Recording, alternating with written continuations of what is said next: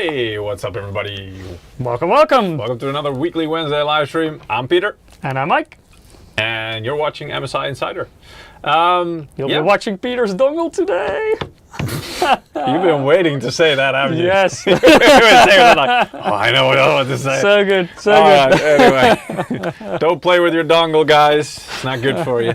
But yeah, Mike's right. We're going to be looking at our, new, I hesitate to say new, it's been out for a little while, but we're going to be looking at our Wi-Fi 6E USB dongle, or adapter. That's a different word. Dongle is more fun, right? Sounds a bit more fun. Definitely. Anyway, so pretty cool product. We've got some stuff lined up today as well to kind of demonstrate it and some typical scenarios. We also have a giveaway, of course, as you always are used to from us. So we are giving away Steam wallet codes for you today.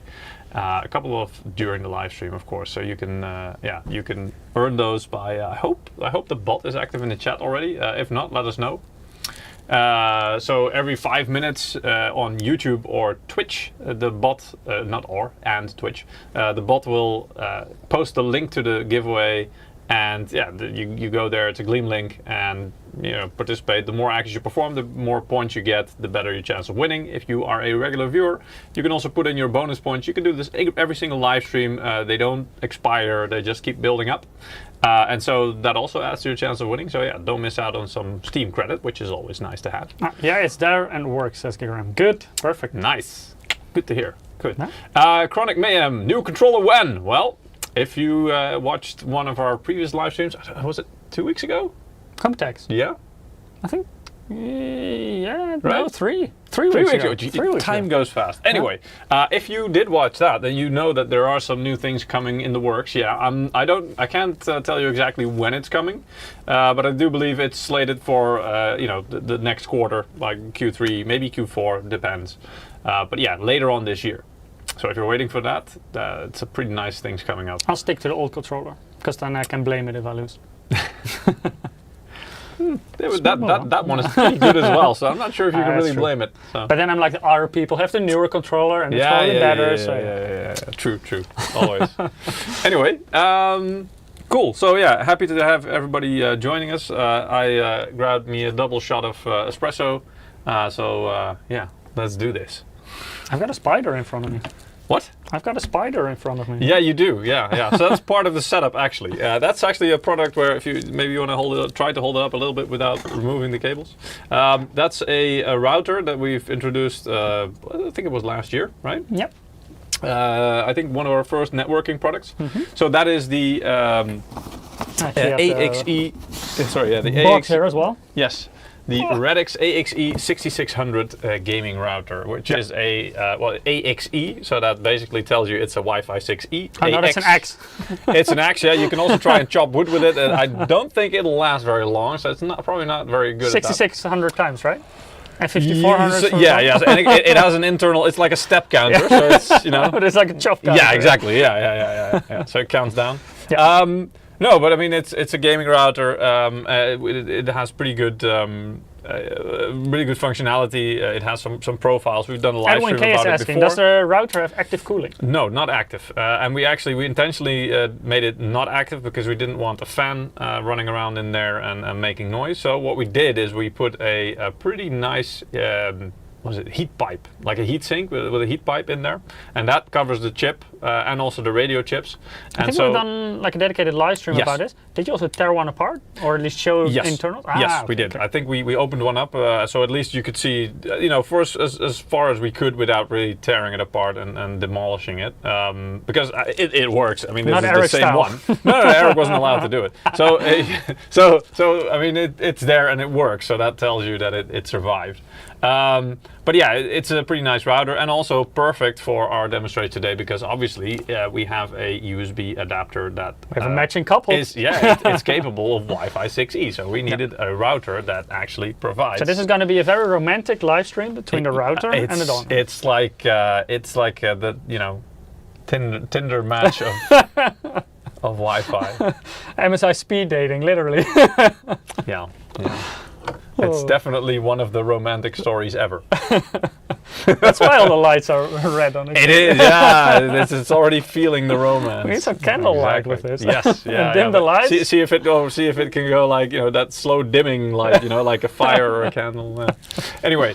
Heat dissipation magic. Well, pretty much. I mean, that is what we are pretty good at with all kinds of components, right? These days, dissipating a lot of heat. Hi from my man cave. Nice. Hi from our man cave, by the way. Hello, hello. Welcome to have you.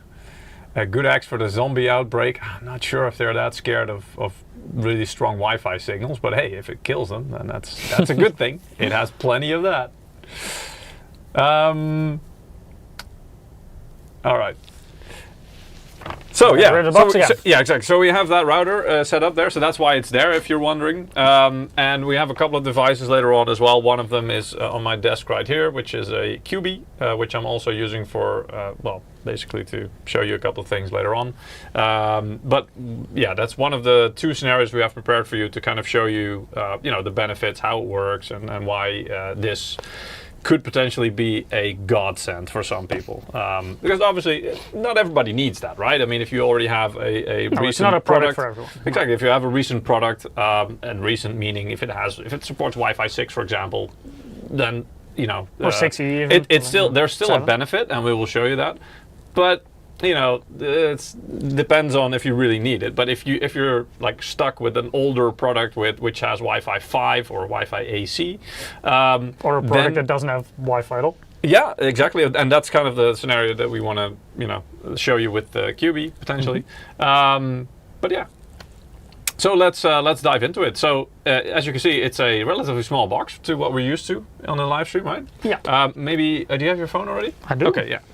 Mike will be my cameraman because Eric yoinked the close-up cam to his home because they needed to do some for good purpose. I mean, I got mad, but in the end, it's a good purpose, and we'll tell you about it later on as well. But yeah, it's a relatively modest box, as you can see. I mean, it's nicely designed though. But yeah, it's a small product. It's not that much larger than a pretty good size USB stick, actually, but you'll see that later on. So you can see, obviously, the name of the product, so AXE5400 Wi-Fi USB adapter. Also, of course, at the top right, it says Wi-Fi 6E, so it tells you which Wi-Fi version it supports. Some other features, so it's really fast speed, obviously, is one of the benefits. Some security as well, so the latest WPA3 security, and it's plug and play. Kind of, which we'll show you later on. It's compatible with Windows 11, but that's not entirely correct. Windows 10 is actually also pretty much supported. So if you have recent updates. Yeah, but you do need to have indeed Windows, 2022? 22H2. Yeah, exactly. Yeah. Anyway, this morning I tried with. I took some system from our storage, and it was. I think we haven't booted it in like 2 years. Yeah, pretty much. Yeah. 3. Yeah. And that one didn't have a patch Windows, and then it doesn't work. So make sure to patch your Windows and download the latest drivers. As well. Exactly. But then it should work on Windows 10 as well, so that's pretty nice. Obviously, on the back of the box, some more information here about the potential speeds you can get. The funny thing also is, if you're wondering where this, these numbers, they're not random. Actually, if you add up the numbers here of the speed it can potentially get per band, so that's welcome to mathematics with Peter. Exactly. Well, it's not. Can I quote Jensen on this? It's not 100% correct, but it is right. I think. Was that the way that he mentioned it? I'm not sure. Anyway, it's CEO math or something. I'm not a CEO, but hey. 2400 to 2402 on both the 6 gigahertz and the 5 gigahertz bands, and on the 2.4 you can have almost 600. So everything combined should be about. So the question, is it compatible with Linux? I don't think we have drivers for Linux at this point. No. It may work. I don't know what controllers inside. Actually, I do recall something about that it could potentially work, but I'm not sure if it's officially supported. Same thing with Mac support. Also, at the point of launch, at least, I know it wasn't officially supported, but they did say that they were potentially looking into perhaps providing a support later on. Although to be honest, I don't know what the current status is of that. Cheers, guys. Cheers. Oh. grab me a nice sip of my very hot coffee. Nice, nice. All right. Anyway, so yeah, but that's, I mean, in case you were wondering, I mean, because there's a lot of numbers. Same with the AXE, with the router, right? AXE5600, well, with all the band frequencies and potential, like the theoretical speed it can do on each of the band put together, that's how you get to those numbers. And you see this a lot with networking devices. They use a lot of these numbers, so that's maybe good to know. Does it have Bluetooth? No. And also, you probably don't want that on this, because Bluetooth is not very fast. At least not in terms of bandwidth. No, but maybe it means like as an addition. Like for example, many motherboards, of course, have integrated Wi-Fi and Bluetooth. Yeah. This is specifically a Wi-Fi. I mean, do you want to connect your Bluetooth earbuds to this, or what? I mean, no, but like if you would have it combined, for example, like a Bluetooth controller or whatever. Fair enough. Yeah, but no, in this case, no. It's purely for Wi-Fi. No, that's really a Wi-Fi stick. Yeah. Okay, let's open it up. Oh yeah, you can. Let me grab the camera again. Grab the camera. Oh, it didn't. It didn't switch. There we go. Hey! We're back. Yeah. Oh, it's upside down. Anyway, the logo is a bit upside down. But yeah, so the inside of the box a little bit more plain. You can see this is the actual dongle or adapter in real life. Let's take it out of the plastic, and you can see it looks pretty nice. It's pretty much the size of like a large thumb drive, large USB drive, I would say. And also, besides the nice MSI logo there, and the gold-plated USB connector, which is, what was it again? Was it USB 3.2? I mean, Gen 1, I think, 5 gigabits per second. Yeah. USB so basically what used to be 3.0. Exactly. I keep forgetting those things. Yeah. I think everybody does, because to make it easier, it's USB 5 gigabit per second. Exactly, and that's plenty, because I mean, technically you potentially could get 5 gigabit per second if you could use all the frequencies at the same time, which, spoiler alert, that's something that Wi-Fi 7 is looking to do. But yeah, on Wi-Fi 6 and 6E, that's not a thing yet, so you'll never reach those speeds. So yeah, that's plenty. Other than that, there's a little bit of cooling vents. Oh, a little bit of cooling vents here on the back. So those are some slits here, because obviously there are some radios and like a chipset in there, which will generate a little bit of heat. Some other markings on here, obviously, that are, well, mandatory. The main thing, though, is that it can do this. Look, it's happy to see you. Yes. So it can be opened like this, and obviously this is the antenna bit, and this is where all the radios and stuff I'm are curious, located. can we test later on if it makes a difference if you close it or open it? We can, probably, yeah. I mean, you would expect, right? Otherwise, why would you do that? I'm just curious what the difference will be. Yeah, we can check that out, obviously. And then there's a little bit of an LED light here, that's like a status light, so that will, for example, blink or be on steady if you have a connection. I think blink if it's searching or trying to connect, something like that, or maybe go blink red. twice if you're in danger. Yeah, exactly. Go red if something is wrong, or 3 times fast, 3 times slow, 3 times fast, something like that. But anyway, and yeah, I mean, it feels pretty decent, the build quality. I mean, it has basically two, well, actually, if you consider this to be one of the positions it can stay in, and that's 3, but if you put it open like that, basically it stays in place like that, like almost a 90-degree angle, or further, basically like that, where it will hold like that, and then it extends almost like a flip phone, right? You can film that. Yeah. Yes. How's your Wi-Fi? Anyway. Hi, babe. I'll be home late today. Exactly. Yeah. But yeah, it's pretty cool, and it feels like it feels pretty good quality as well. Like this doesn't feel like it's going to break anytime soon. It feels pretty damn solid. It's not squeaking. It's not, no. Even though obviously it is plastic, but yeah, it feels pretty good quality. It's good that it's plastic, because if it would be metal, you would be blocking your signal. You don't want to make it a Faraday cage. No, that's true. Anyway, so that's obviously the main thing in the box, but there's more. So if you then take out this on the inside, there is a bit more here. So this is the other main thing here. So in some cases, when you, for example, if you have a laptop or something, it's easy enough to plug this into the side. However, if it's on the exact same side as where you're using your mouse, obviously that's, this sticks out quite a bit, so that might be a bit of a hassle. So what we did is we created something that sticks out even more. No, just kidding. Well, it does, but I mean, it's, then you can just basically connect it also maybe to the back of your PC if you're using a desktop, and then you can you have about, was it 1.5 meters, I think? Yeah, or you could put it on top of your case. Or yeah, you have about 1.5 meters basically to locate this somewhere else. Maybe somewhere you have better reception, or where it's not in the way on your desk, whatever. And basically there's a USB connector inside of that, and you take that part, obviously you take the dongle, and you also the shape. I'm not sure if you can see that, but it kind of aligns, and then there you go. If it fits, I sits. Exactly, yeah. And then basically you fold it out like that, and I was very happy to see you. There you have it. And then you can put it, you can put it anywhere that suits you better, basically. So either in terms of positioning, like I said, that it's not in the way, or just, we all know that sometimes there are places where you have better reception or worse. It just really depends. So you can do that, and then obviously, I mean, you don't have to use the. Yeah. But anyway, so the booklets, obviously. So there's European Union regulatory notices. Not sure if everybody gets this, even outside of the European Union, but we do. Yay. Oh crap! I forgot. Yeah, the little anyway, and a quick start guide. Yeah, exactly. Yeah, and a quick start guide. But really, the product is quite self-explanatory. So yeah.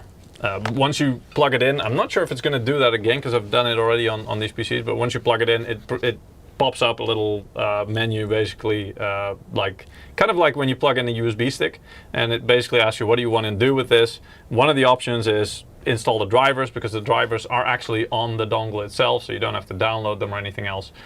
So once you plug it in, it will ask you, do you want to do you want to install the drivers for this? It works, but I'd still recommend to download the drivers, because you will get the newer drivers if you go to the website.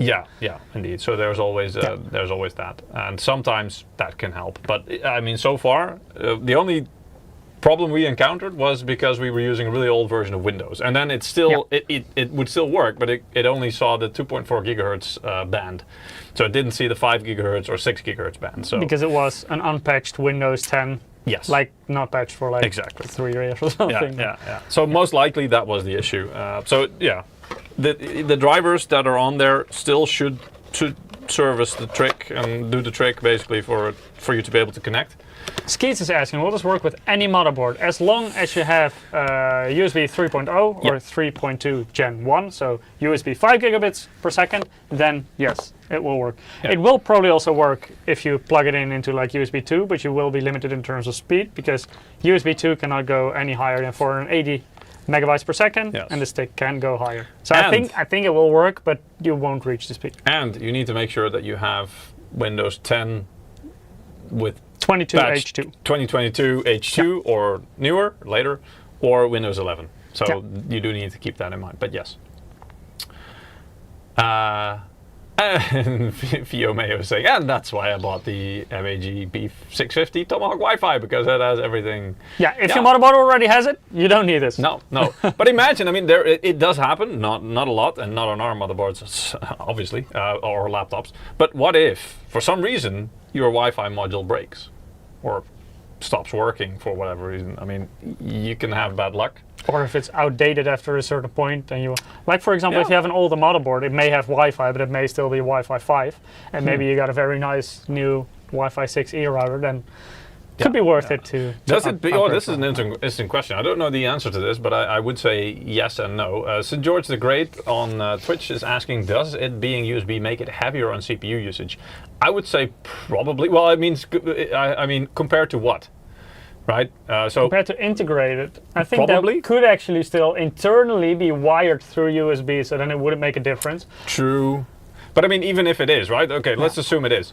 It probably won't be to such a significant degree that you would notice it. Not on any kind of, system CPU from the last 5 years, yeah, or even longer. 5, 6, 7 years maybe. You probably won't notice it. Indeed. I mean, it's kind of like, oh no, I plugged in a keyboard, it's a USB device, now my CPU is gonna, no, right? You still need it, you probably won't notice it. I think even on your 10 years old i5, you should be okay. Yeah, probably.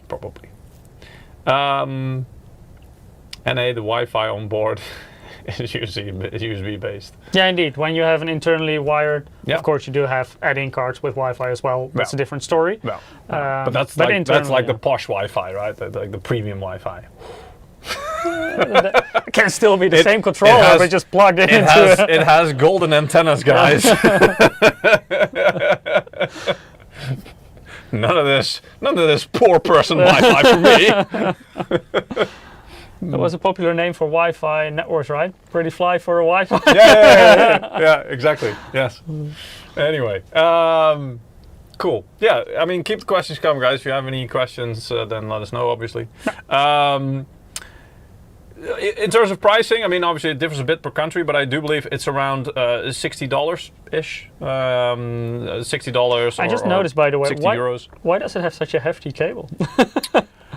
Because we like to make things It looks sturdy. cool. Yeah. Yes. And it's also It's braided and stuff. Correct. Yeah. Yeah. Oh. It's not yet. Yeah. Well, Phone? Hello? Yeah, thank you. There we go. I mean, it's the same reason why this is gilded, right? Yeah, it's like it doesn't have to be, but it's nicer, and it provides a little bit of protection against corrosion, right? Yeah. I mean, this is one of the biggest misconceptions about gilded connectors is people think it's done for better connection.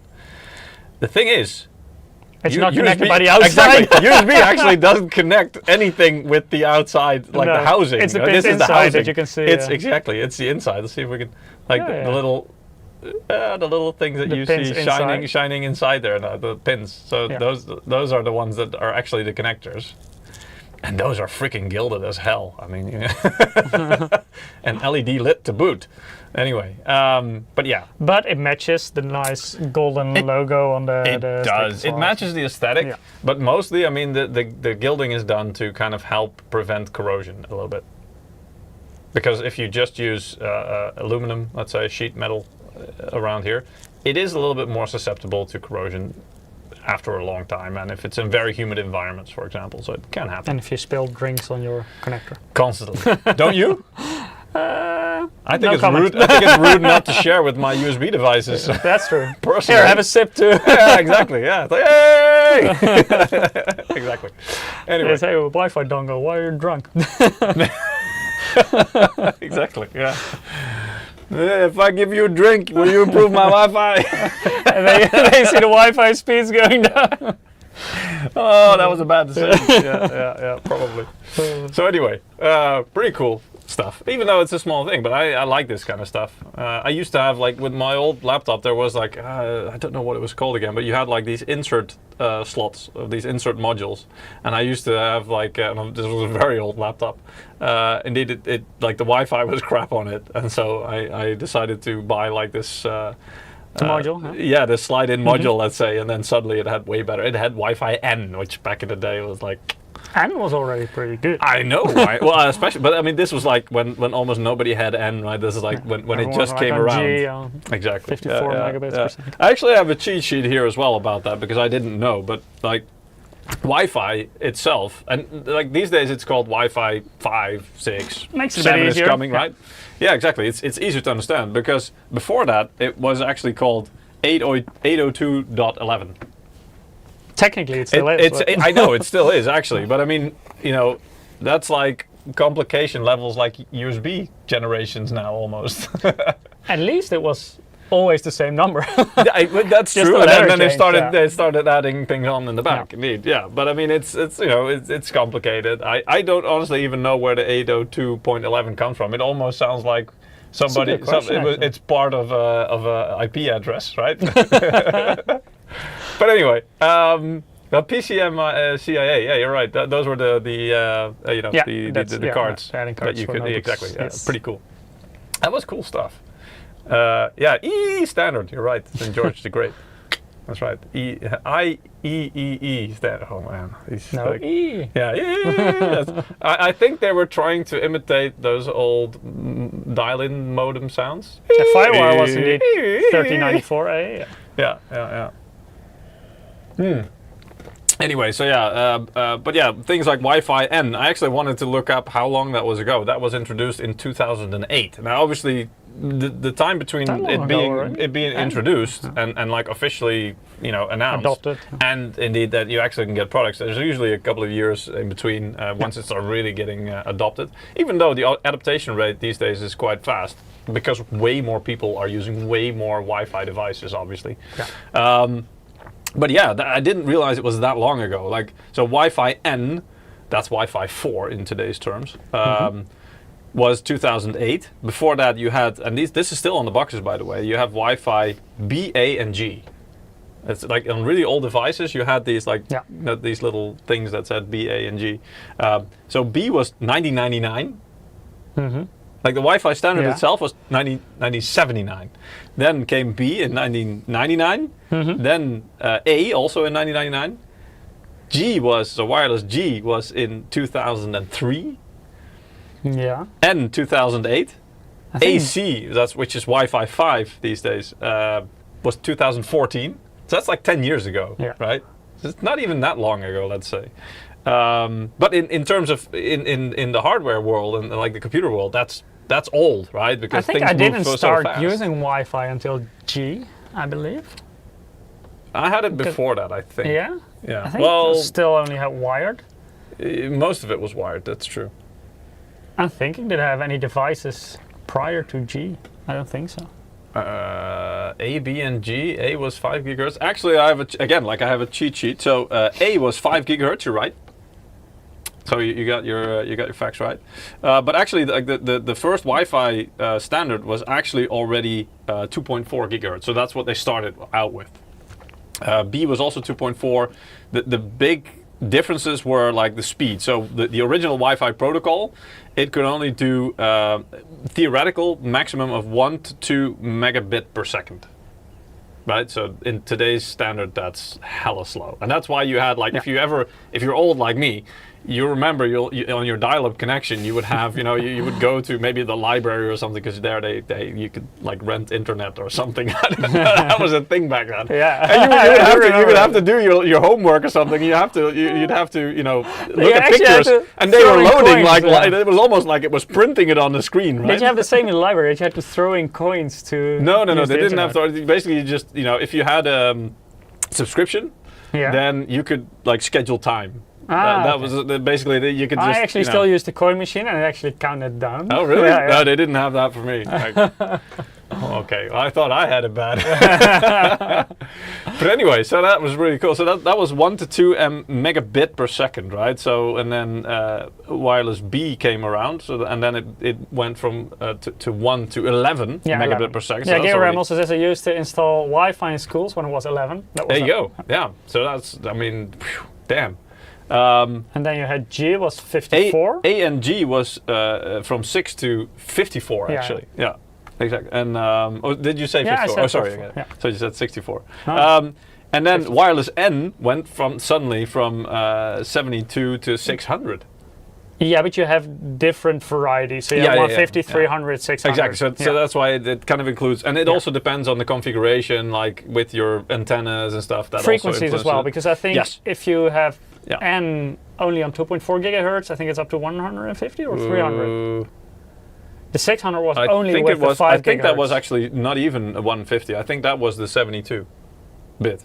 No, I think it could go higher on 2.4. It could go, but it was like it started from 72 megabit per second. Yeah, that could be. But for the fastest don't mess with Wikipedia. I looked it up.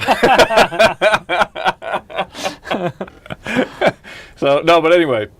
But I mean, as you can see, like the growth of the speed is like that's freaking exponential, right? So you go from 1 to 2 megabit per second, and a couple of years later, actually like 10 years later, you're up to 600 megabit per second, and now with Wi-Fi 6 and 6E. But still, it was theoretical. Like in practice, you would never reach that. No, indeed. So it depended, and that's again like also adding up multiple frequencies, indeed. And also that's the thing that also changed recently with Wi-Fi 6E. Is we got another frequency band, so there's the 6 gigahertz spectrum. So we had 2.4 already, that's still there. 5 gigahertz already, that's still there, and then you have 6 Do you know gigahertz. that the 2.4 is technically still Wi-Fi N? Or 4. So Probably, yeah, it is. Yeah, it is actually. It's classified still as Wi-Fi and Wi-Fi 4. Yeah, and it's only the higher frequencies that are either Wi-Fi 5, 6, 6E. Yes. Yeah. But we can look at some slides if you want, because I actually prepared a couple of these slides here. So obviously this is the this is the thing we're looking at. This is the AXE, yes, the dongle. So AXE5400, the USB adapter that we have. But this is not our first foray into this business, guys. 2011 actually. So this was a couple of years after wireless N was introduced. We had a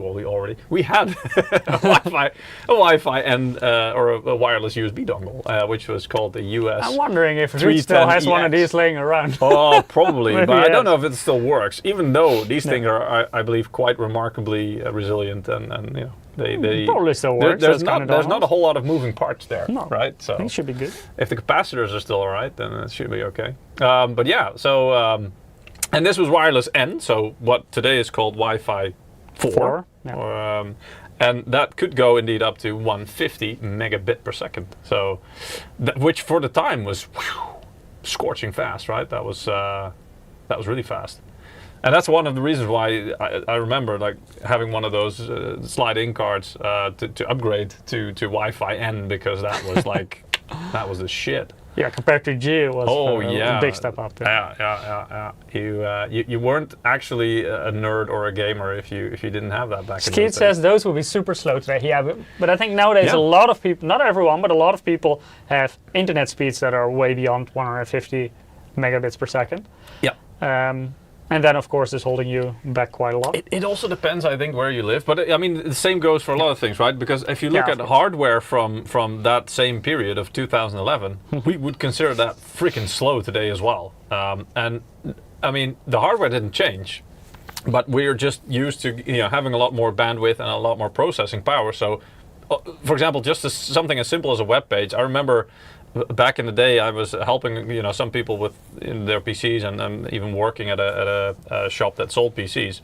And one of the things that some people didn't understand was like, I still have the same PC, but for some reason, like browsers and everything like that, everything's getting slower. How can that be? I mean, did the PC get slower? Did they nerf it? Did they somehow is this one of the things they're doing to try and get me to buy a new one? And basically.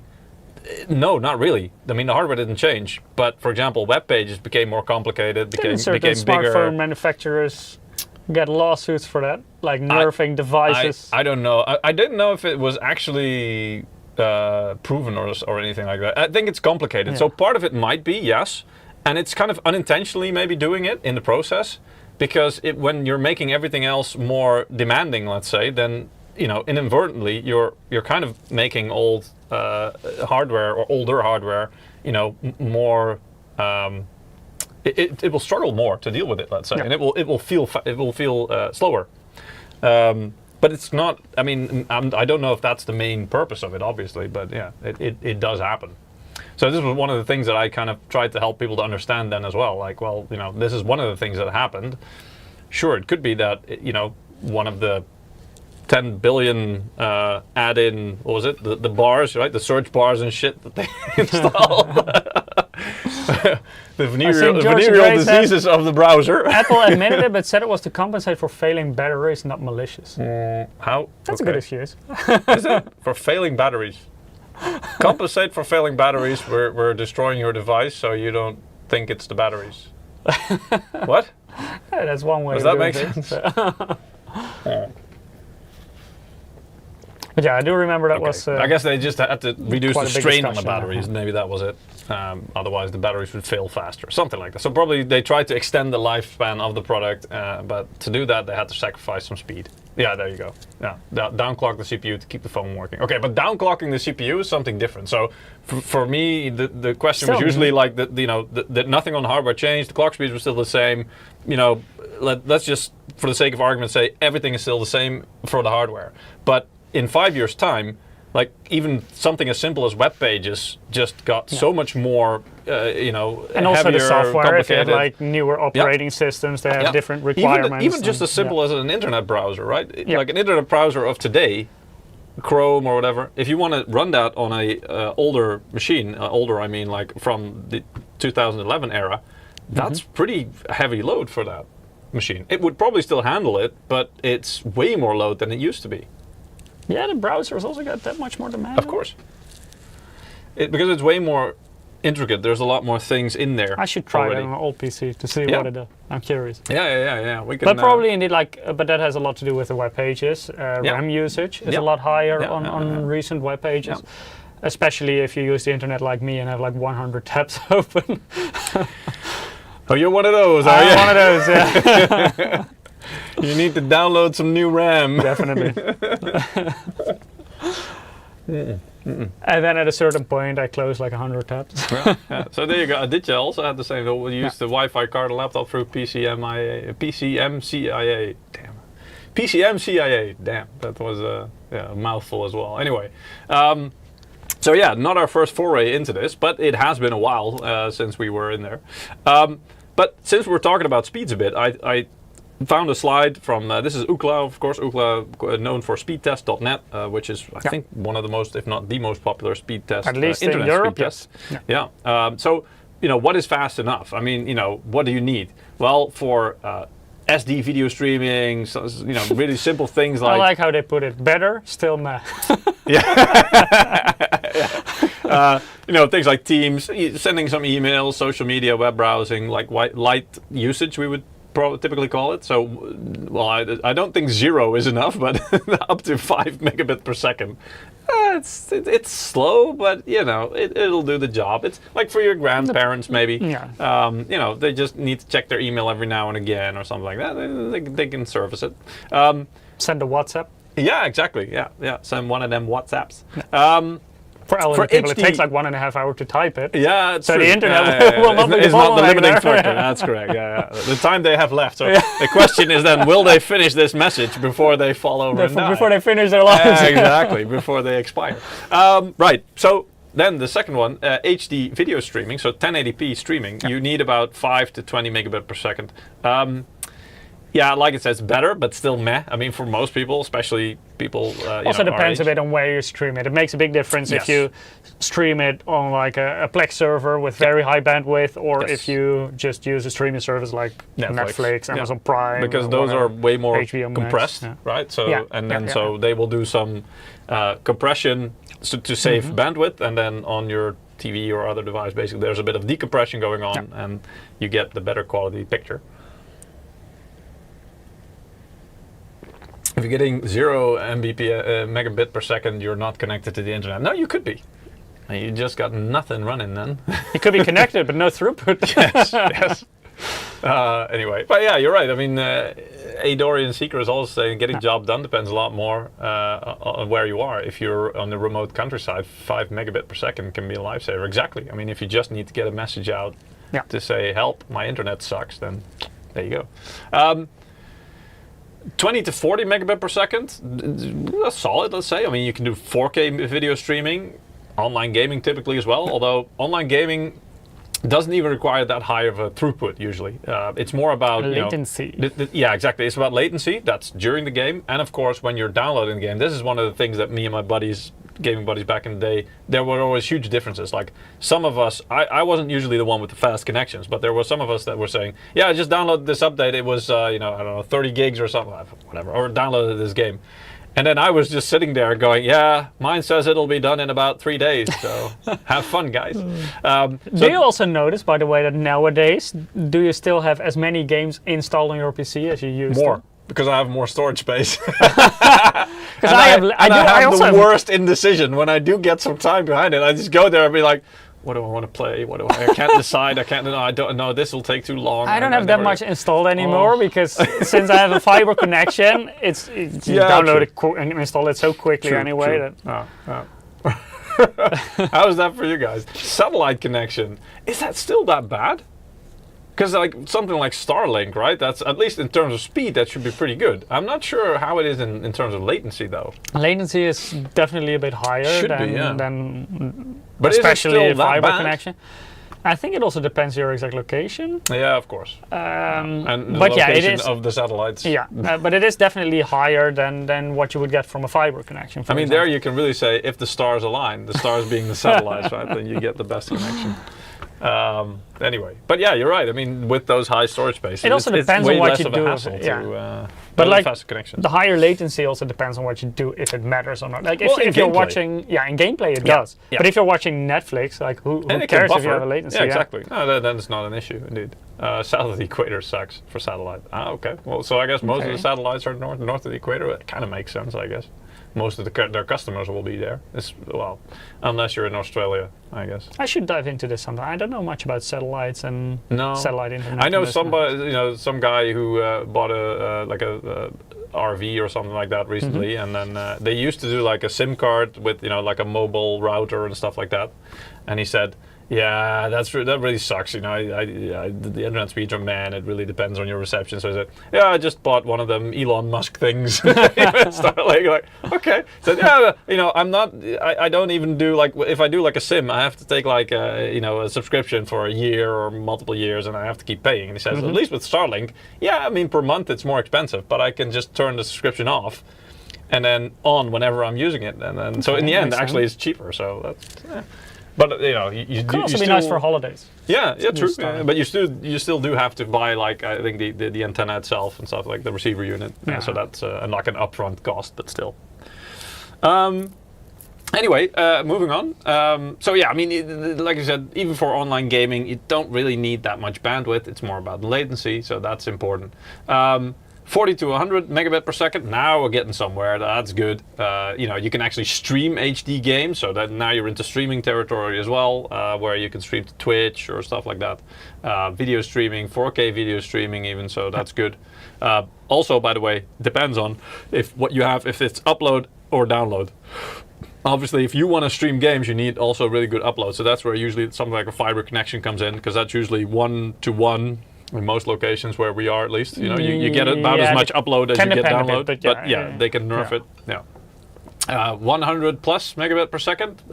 Fast, right? I would say like we're pretty spoiled. We both have 1 gigabit fiber, but from 100 upwards, I would be fine with internet connection. Yeah, I've often wondered. I mean, it's they offer it pretty cheap where we are, so it doesn't really make a whole lot of sense. You wouldn't save so much money going for something lower than 1 gigabit But like per if second. I would be in a location where 100 megabit is the maximum, I wouldn't be bothered too much by it. I wouldn't be bothered a lot of the time, but when I'm waiting for something like a game to download, and that's pretty much the only time for me when you really notice that difference. If you're downloading like something like, I don't know, 50 gigs, 80 gigs worth of files, like a game or something. That's obviously because then you have to wait a lot longer, and that would be annoying. My girlfriend would be more annoyed than I would. Probably, yeah. I would just have a beer and wait until I get But there you go. So 100 megabit per second. Maybe I would have more installed. Probably, yeah. You'd be prepared, right? You buy a bit more storage space indeed, and just install things overnight. Indeed. But yeah, multiplayer gaming, again, 4K video streaming, huge file downloads, because it just goes quicker. And then anything up from there, I mean, they're saying too fast. Is there such a thing? I guess this is a bit of an older slide, because in many countries these days you do actually get the opportunity to have a faster than 1 gigabit per second connection. It's up to 8 gigabit nowadays. I have no idea. I didn't keep track. It stopped interesting me because, again, like when I got to 1 gigabit per second, it was like, well, this is so fast already. I don't at the moment. I don't really see any reason for me to upgrade other than, like the only moment, like I said, the only moment I notice it is when I'm downloading like a huge file, which is basically like game updates or something, or a game, and that doesn't happen that often. I would also have to update all my network infrastructure if I would go higher. Yeah, because for me everything is still 1 gigabit. Same. So that's also, I think, for a lot of people, a limiting factor is like what your internal networking devices, what they're capable of. But anyway, so basically anything you want on multiple devices. And that, I think, is really the key, like multiple devices at the same time. When in the past 10 years or something, the amount of devices people use in their home with, the smartphone, the smart fridge, the smart TVs, streaming devices, handheld devices. My washing machine is also smart. Yeah, mine is. Vacuum cleaner. It's very not smart anyway. No, but so yeah, I mean, even lights, right? So there are some light. I don't know if it's like things like Zigbee can be. It's smart, but there are actually Wi-Fi connected lights as well. So the amount of devices using your Wi-Fi has exploded, basically. Yeah. And they don't all use a huge amount of bandwidth, but they all do need to have connection, and that's where the big changes, big benefits of newer Wi-Fi generation, especially Wi-Fi 5 to Wi-Fi 6 came in. That really focused on being able to service way more devices at the same time. But continuing on the topic of speed, here's a nice map that I found also from Ookla, so the speed test guys, with the average fixed download speed, and so the blue places basically is where the speed is over, so greater than 100 megabit per second. So, I mean, it doesn't really surprise you that much, right? So it's pretty much North America, especially in the USA. Some places also, I mean, Brazil's not looking too bad. Europe is pretty much covered there. Africa, not that much. South Africa a little bit.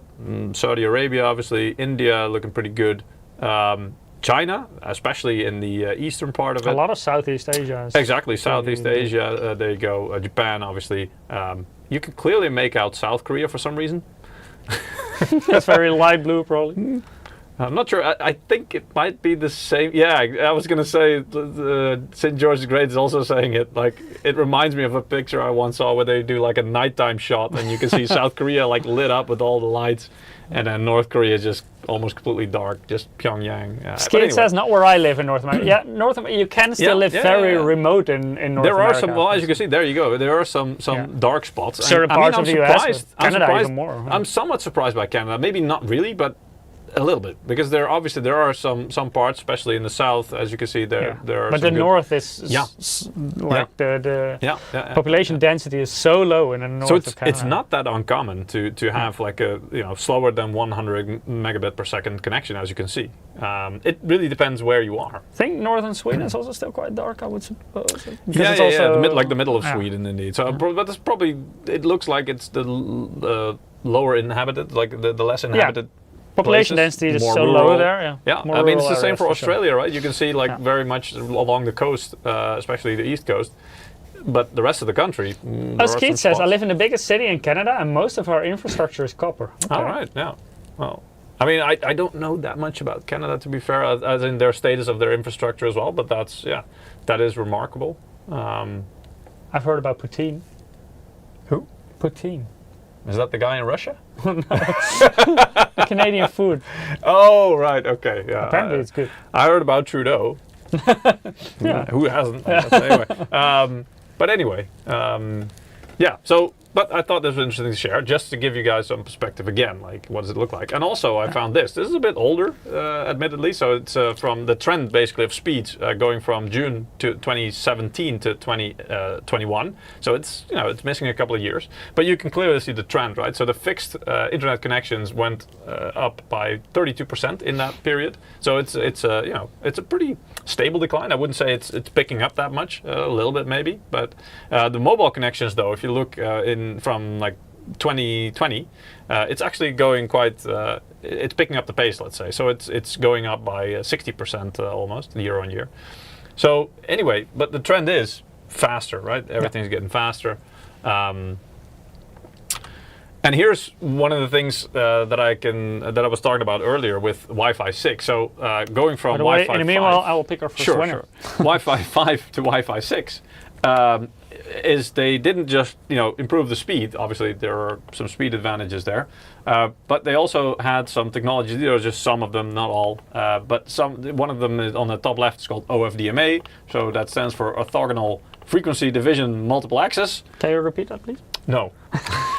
Something about ortho, so I guess it's got to do with birds. I don't know. Anyway, but basically that means that instead of having one frequency that can only focus on one device at any given time, you can actually service different devices, basically pack multiple packages meant for multiple devices in the same space, let's say. So basically that's just, you know, using your space more efficiently, especially towards multiple devices at the same time. Same kind of goes for MU MIMO, which has also been around for a long time. So that stands for multiple user, multiple input, multiple output. So basically you can communicate with multiple devices at the same time instead of only one device and then waiting for that device to reply before being able to communicate with other devices. So big in modern networks, that's a big benefit. Yeah, and especially because now, again, like you have so many devices trying to communicate or that need to communicate with your network, with your router, then that this is one of the things that makes that possible. I'm quickly going to interrupt you because I have our first winner for today. Congratulations, Aldrichenko. You won our first Steam wallet code, so please keep an eye out on your mailbox. Then we'll email the code to you in the coming days with some instructions on how to redeem it. Congrats. Exactly. If you haven't participated yet, go to amazon.com/2/insider. Yeah, right there. Or if you're watching on YouTube or Twitch, you can also follow the link there, but we'll put in the chat once every 5 minutes. And make sure to claim your loyalty bonus if you're a returning visitor. Exactly. Back to your story. Congratulations. Right. More winners to be announced later on. Yes. Yeah, so at the bottom left, there is something called 1024 QAM, which sounds really cool, but the QAM bit stands for Quadrature Amplitude Modulation.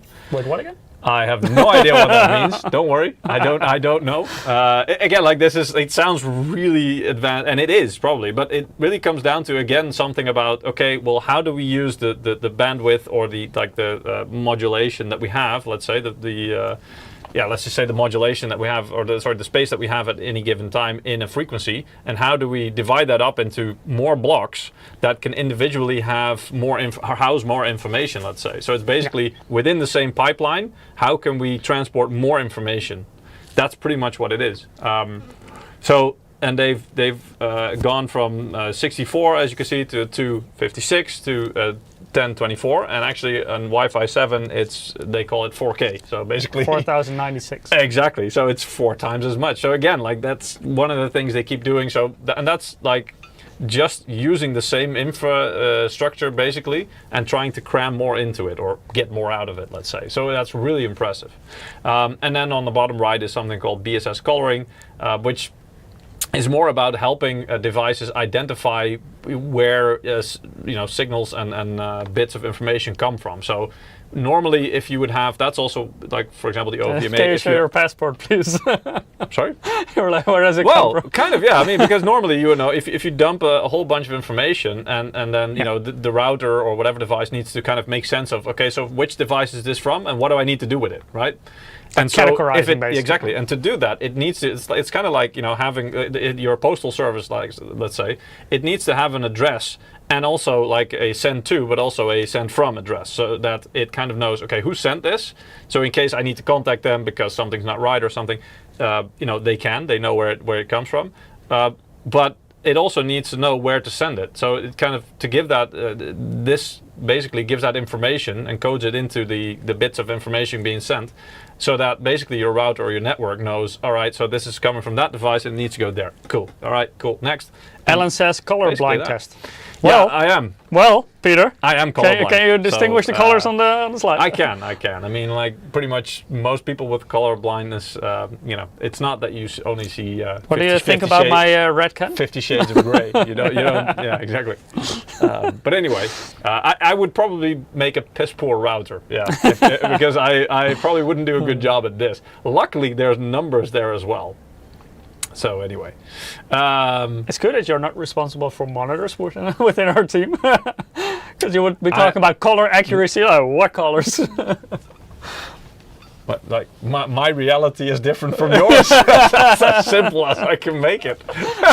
So then you have like sRGB, you have DCI-P3, you have does it look accurate? You know, it's like the guy with the crossed eyes going, yeah, it looks fine to me. It's probably a good idea. I'm not responsible for the color profiles. Yeah, that's right. Yeah, but luckily we have devices that can measure color accuracy, so it's not really depending for the calibration. Exactly, on any one person's preferences or deficiencies. Anyway, I'm not colorblind. I can't see Wi-Fi. Nope, me either. I see Wi-Fi. Exactly. Yeah. Well, yeah, exactly. Right. So on to reasons to upgrade. Actually, wait, did I miss one slide?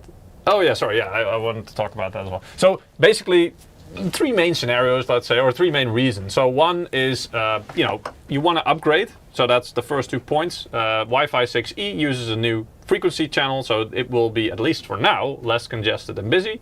6 gigahertz, because there's less people probably using it because it's new. It's basically you have like a new highway and no one is using it yet. Yeah, indeed. But it's a matter of time. People. To be fair, it is a matter of time before more people start using it. But it's also a much wider highway than. That's true. Yeah. So there's a lot more that is in there.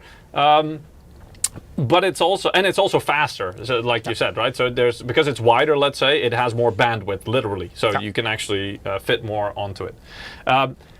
A second thing is what we'll do later on with the QB that's sitting here is basically if you have a situation where you find yourself, okay, well I have a PC, but maybe you move into a new house or you go to visit somebody and you bring your PC, but it doesn't have Wi-Fi and they don't have a UTP cable or a LAN cable there. So you're sitting there like, crap, well I want to use it, but they do have Wi-Fi. Well, just buy this, and you're turning a LAN party into a Wi-Fi party. Exactly. Then you have a solution. So you don't have to lay cables or anything like that. Or so it's a nifty little solution for that. Talking about the congestion and having frequencies, let's say. So these are the frequencies that currently are available. Let's say. So you have the 2.4 gigahertz at the top, and as you can see, it's tiny. It has 3 channels of 20 megahertz or 1 channel of 40 megahertz. So basically why they say that is if you combine multiple channels of 20 megahertz to 1 channel of 40 megahertz, that gives you more bandwidth. So basically that's, if you want to have more speed, you need to use that 40 megahertz band, let's say. But as you can see, it's very limited. And it's even more limited because 2.4 gigahertz, it's not only being used by Wi-Fi devices, it's also used by things like Bluetooth, Zigbee, I believe, protocol, right? Same thing. Baby monitors, security cameras, not all of them, but a lot of them. Wireless devices. Yeah, garage door openers. Mice, headsets. Microwaves. Indeed, other gaming devices or wireless devices use it. So you can imagine that there's a lot of devices doing that, and basically they're all competing for, well, just 3 channels, basically. So you don't have that much space, let's say, and that's why. Look, that's also wireless technology. Oh God. Yes, it is. One of those days ago. Oh God! Didn't realize it was a Friday for you. Anyway, but a lot of people don't realize that, and that's also where one of those things comes from, where people say, if they have, like, for example, their router sitting on top of a microwave, and then they start complaining that, whenever I start cooking food, for some reason the Wi-Fi goes out. What the hell is up with that? Well, it's probably because the microwave is then, scrambling the signal or taking up all this space. Or they're microwaving their notebook or smartphone. Yeah, that's usually a bad thing as well. Yeah. We don't recommend that. Anyway, so 5 gigahertz, you can already see in the middle there. It has a lot more. So it has 25 20 megahertz channels available, or 12 40 megahertz. Or if you combine those even, there you go, you get 680 megahertz, so that's already a lot of speed there. And you have 2, potentially, 160, so that's like the fastest on 5 gigahertz. But since there's only 2, usually those ones will be quite popular and easily taken as well. You can see there's kind of like a gap there, and there are some numbers, not sure if they're visible for you, but it's called 5 gigahertz because it basically starts at 5170 megahertz. And then goes all the way up to 35 megahertz. There is a gap in between. Now you may ask, why is there that gap in between? That is, I'm not sure if I can, here we go, my mouse, here we go. So this gap, that's called DFS. And DFS basically means these are channels or frequencies that are used and reserved for things like radar, so that's weather radar, but also air traffic for example. So if you live close to either a weather radar station or an airport, I live like right next to an airport. yeah, so pretty much same for me. So these are channels that are. I mean, most routers, most products, most routers will already kind of avoid these and kind of like not allow you to take these frequencies anyway, because if the radar then starts acting up, or it's active in your region, and your Wi-Fi starts dropping, you might think that the router is malfunctioning or something. Well, actually that's not the case. So in order to prevent that, most routers kind of already restrict access to those channels, so you're not allowed to use them. So that's why they're also missing here. But I mean, it's still a very big step forward when it comes to, and a lot more space when it comes to compared to 2.4 gigahertz, as you can see. So 6 gigahertz below that is a big step as well. So that now you go from 20 megahertz to potentially 60, or when it comes to, for example, 160 megahertz, so the biggest channels, let's say, you go from 2 to 7. So now that's a lot of space. And that sounds really nice. And so 6 gigahertz obviously is called that because it picks up from 5925 megahertz up until it's 1200 megahertz in total, the spectrum, up until 7125. So it's a little bit above the upper end of 6000 megahertz. But it's also not 100% accurate, because this is from the official Wi-Fi organization website. If you're in the US or Canada or Southern America or Saudi Arabia, and I believe South Korea, they actually do use the full spectrum. But for example, large parts of Europe, they actually restrict it to about 500, so that's like less than half of the 6 gigahertz bands. Although, so they're taking our Wi-Fi. Not really. I mean, you're still adding, because it's not like you take it from 5 gigahertz, you add it on to that. So basically, you're doubling almost the capacity there. So that's still nice.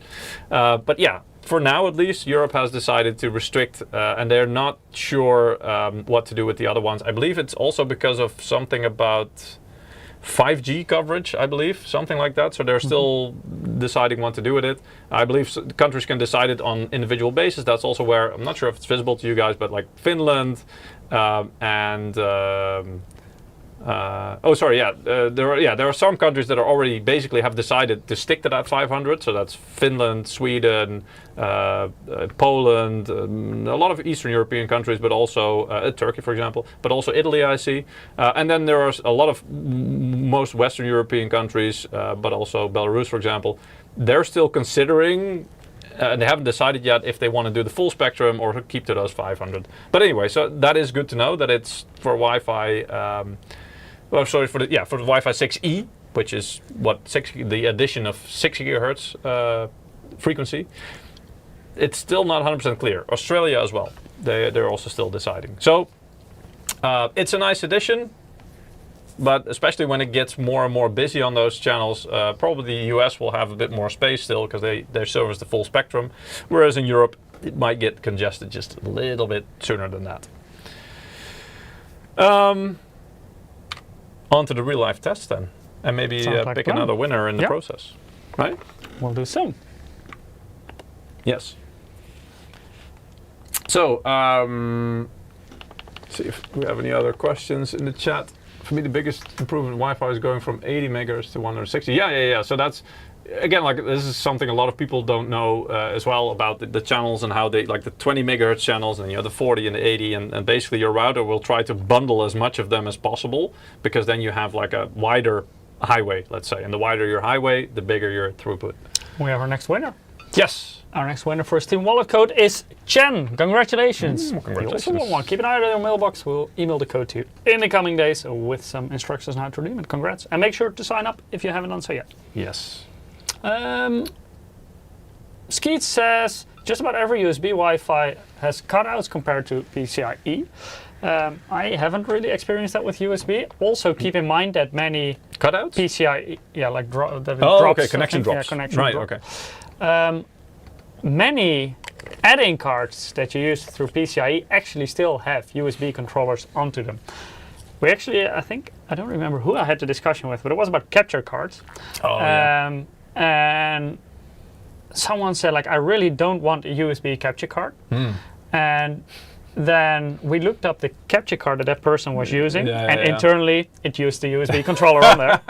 So actually, you were still using a USB capture card. It was just in the shape of a PCI Express card. So on the motherboard, it's not using a USB controller, but it's using a PCIe slot. But then on the capture card itself, it was a USB controller. So if you looked up the actual controller on there was still connected by USB. So that but USB should be stable. It's a bit like when you use your mouse. It also shouldn't just drop and lose signal. Indeed. I mean, USB should be that is fine not acceptable. Yeah. Exactly. Yeah. Usually at least when I had issues with Wi-Fi, it was usually a reception, for example, or interference from other devices. That's where I usually experience problems. But then it doesn't matter if you're using PCIe, I mean, the big thing about it as well is when I find myself looking for a router or something to upgrade, I always wonder, like, which device is going to give me the best reception or the strongest signal, and there's really no good answer to that, because it really depends so much on your individual situation. Are you, how many walls, how many, like, do you have, is it concrete, like in an apartment building, let's say, with concrete walls? That's going to kill your signal really quickly. Or even high like HR++, high insulating windows. That also kills your Wi-Fi signal really, really fast. I actually also have, because I have a mesh network, I also have one of those in the shed. Because in the back of the garden, the reception was not good enough. So when you have a bad day with the missus, then then I just move there. Exactly. Yeah. You just drop some mattress in there. But I always like to watch Formula 1 in the garden, so I drag a TV outside, and of course I don't want any issues there. So that's why I added one of those mesh devices to my shed. So anyway, so that's also one of the things to consider if you really think that you've got bad Wi-Fi connection or signal, you're wondering why. I mean, there's a lot of tools these days and a lot of software that can help you to kind of analyze, like, is it congestion, is it just range, or is something stopping the signal? And it's also something with the different frequencies, because higher frequencies are very good for bandwidth. But they are not as good in range. So the higher the frequency, the more difficult it gets to penetrate through walls and those kind of things. So that's why you'll see a lot of devices like smart speakers or lights or something, anything Wi-Fi that doesn't use a lot of data, let's say, they will tend to use 2.4 gigahertz. Why? Most of the time. Because it has the best range. It doesn't have the best speed, but in many of those cases, it doesn't really need to. Secondary reason, it's cheaper. Yes, also, but I mean, it makes sense because a lot of these devices you will be using like in all corners of your house or whatever, especially like the a smart light or doesn't need speaker. bandwidth. No, it just needs a pulse every now and again to know, like, okay, I need to turn on or off, or I need to dim or whatever. That's enough. That doesn't take a lot of data at all. So, but making them, I don't know, use the 6 gigahertz band will just increase their price, but ultimately you won't like it either, because it will lose the range. It will lose signal way sooner than something that uses 2.4. GigaRam says, just add a high gain antenna. I have one on the wall outside my backyard, works perfectly. Yeah, that can also definitely help. High gain antenna means just basically you get a lot stronger. An access point? Or? No, it's like specifically an antenna you use to... Just a piece of metal. The what? A piece of metal. No, it's like a separate proper antenna you can use. Okay. The high gain one, and you can usually screw them onto Wi-Fi devices. Okay. You can also screw them, for and example, do you still need to, like, point them in a certain direction, or? I haven't really tested if that makes much of a difference. Or is it basically like a bubble? It just creates a bubble and it's like a sphere, and it doesn't really matter where you point it. I haven't used high gain antennas myself. I know them, but I haven't tested, and I don't know if it makes a big difference if you aim it or not. Maybe GigaRam knows. Does it attract conspiracy theorists? Perhaps. I know those 5G antennas that they used to have here. They were being lit on fire. But yeah, they usually do give a lot stronger signal. So that's definitely an alternative option. I know, at my in-laws, I helped them because they also wanted Gigaram says no, just makes a bubble. Yeah. Okay, so it doesn't really matter where you point them. Okay, that's interesting. But anyway, so yeah, my in-laws, they also had like they wanted Wi-Fi outside, let's say, and they didn't really get good range. Their router was like in the middle of the house, so obviously it was. And so I helped them. They had like a UTP cable because they ran it to their TV outside, and I just put a switch there, let's say, or a splitter, and then one of the cables I gave them Ubiquity, like an access point, and then just a long range, because it didn't have to be fast. They just wanted to, it was for a smart speaker, maybe some light usage for their phones and stuff like that. Basic. And so now they have like range until all the way back in their garden. Nice. And so it helped. So that's another thing. But then you still need a cable. So indeed, it's like if you don't have the ability to still get a cable out there where you need the access point, then maybe a high gain antenna is a better option. But yeah, or mesh, because basically they extend each other. That also works. And but then you still need a cable. Ideally. Otherwise, you just have a range extender if you do mesh. That is basically what it does. But some mesh networks actually also, for example, have a power line backhaul. That's what my mesh set has, for example. So the one in the shed, I don't have a UTP cable running there, but it uses the backhaul over power line, so just over the regular power in the house, the copper. Or outside the house, the copper.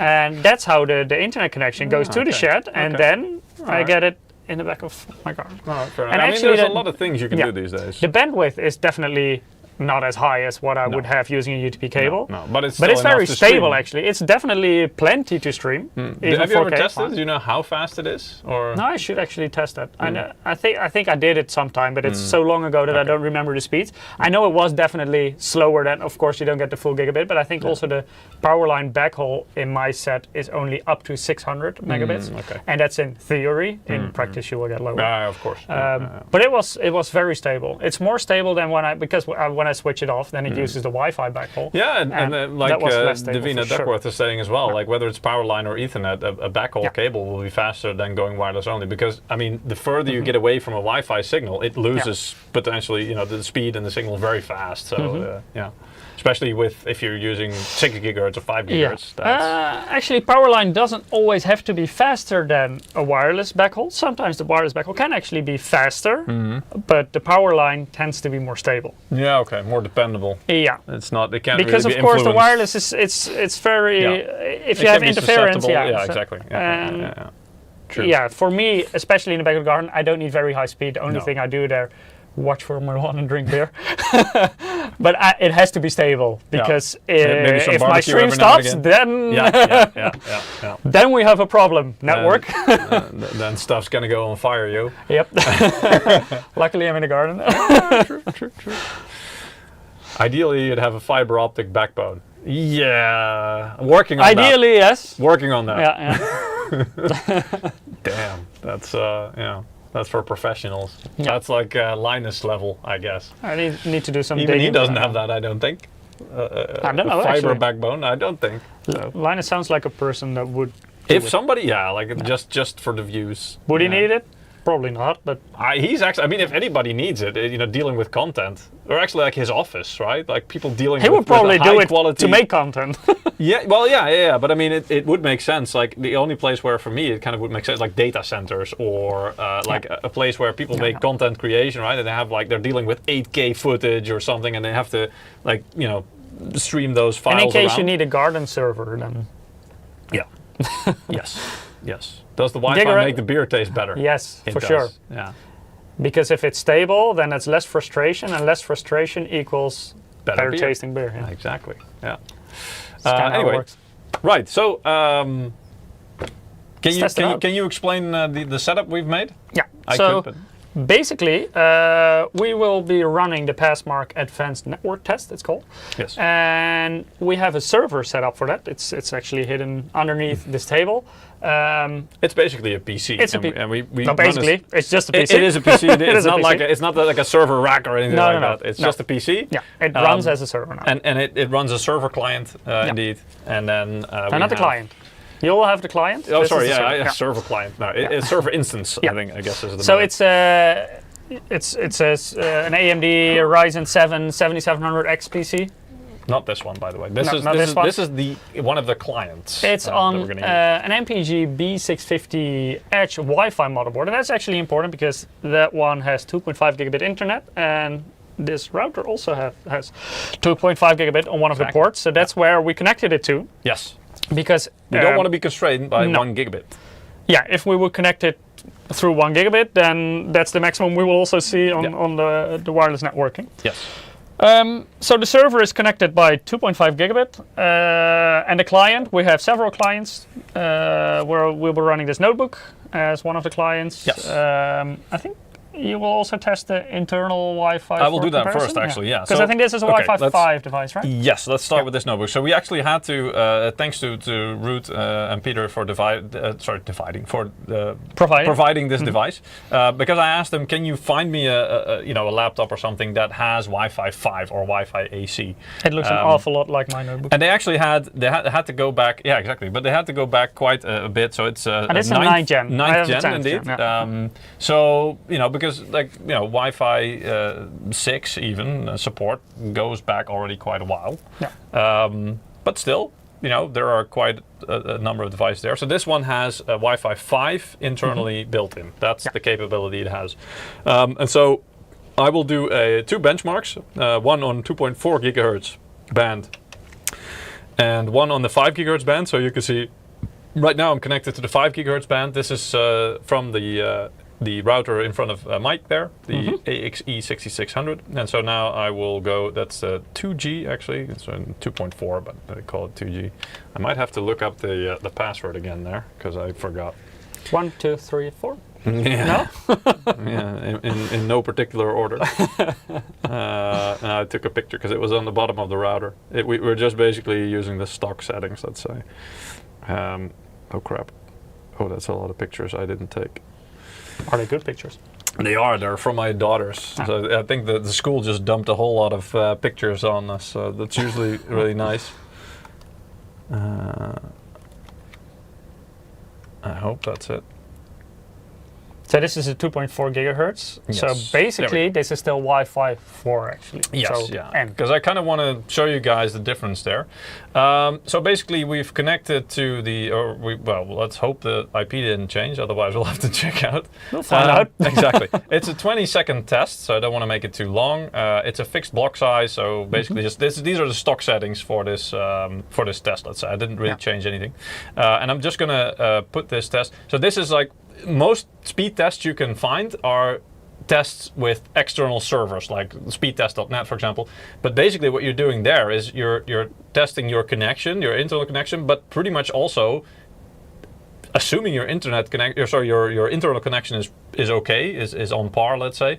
Then the limiting factor is pretty much going to be your internet connection, because even if you have like 1 gigabit fiber, then that's still a limiting factor. When we're using this Wi-Fi dongle. Well, exactly. When the Wi-Fi dongle, yes. But in case of, for example, Wi-Fi 2.4 or 2.4 gigahertz, it shouldn't be, but still. No. So we wanted to, why we did this test is because this one specifically tests the network only. It doesn't have anything to do with the internet. It doesn't try to connect with the internet. It just connects with the internal server we have here. Yeah, that's why we're not connecting to, like, for example, if you would like Ookla, we talked about it before, they use external servers. Exactly. But then basically what you're doing is you're testing your internet connection. And we didn't want to test the internet connection, even though we also probably have gigabit here, but also because if we're going to do that... Gigabit is not enough for today. Not just that, but also because if we're going to do that, we potentially could mess up the stream, because we're also streaming to you guys, and if we're gonna saturate the connection, let's say, that could impact it. So anyway, we have a result here, and I will pull up also the other reason we have this is because it makes a nice graph. So we can see that with 2.4 gigahertz we get an average speed of 99.2 megabit per second. So just under 100, which is not bad, actually. Not bad at all. And so basically, yeah, it also tells you here that... so if you have a 100 megabit internet connection, you don't lose much in terms of bandwidth. No, indeed. If you have a 1 gigabit connection, then it's going to be a whole different story. I don't think this is correct, though. I don't think it, because it tells me here that it downloads at around 100 megabytes, because it's a big B per second. I don't think that's correct. I also don't think that's correct. So anyway. I think the 99 megabits. Yeah. I don't know the rate of what would that mean in megabyte per second, actually. Do you know the conversion? Bit byte times 8. Times 8. So how much is 99.2 or like almost 100 megabit per second in megabyte per second? And then you have to divide it by 8. So that's 12? 12 something? Okay. 12 and a half. Yeah, there you go. Just again, like I wanted to give some context. Like, so if you're downloading something like on Steam or whatever, you know, okay, what's the download speed in megabyte per second? Because that's, I think what a lot of people see 12 and a half. You would. Yeah, 12 and a half. So that's still decent. It's not that bad. Yeah. All right. So that's 2.4 gigahertz. And I mean that's like an ideal situation, right? Because like the router is sitting. The laptop is sitting right next to the router. There's like, I don't know, 40-50 centimeters between them. So that's really close. And the Vina says 12.5 megabytes per second is pretty slow. Yeah, I agree. Depends. I mean, for us, yeah, for what I'm used to. But for relatively modern devices, and that's also why now Peter is switching to 5 gigahertz. Yes. Yeah. So we're gonna do the test again, exact same test, but this time I've connected to the 5 gigahertz. By the way, still for like a smart light or whatever, this will be plenty, of course. Oh, more than it needs. You could probably actually still watch easily a 4K stream on easily. So just for context, not just for lights, which I mean that could do with a lot less. Anyway, right. So next test, and that's already a lot higher. I mean the numbers might be a bit small for you guys, but I'm seeing above 500 towards 600 peaks. So wondering what the average will be. And this is Wi-Fi 5, whereas the 2.4 gigahertz was still Wi-Fi 4. This is Wi-Fi AC. Correct. This is also what I still have at home, for example.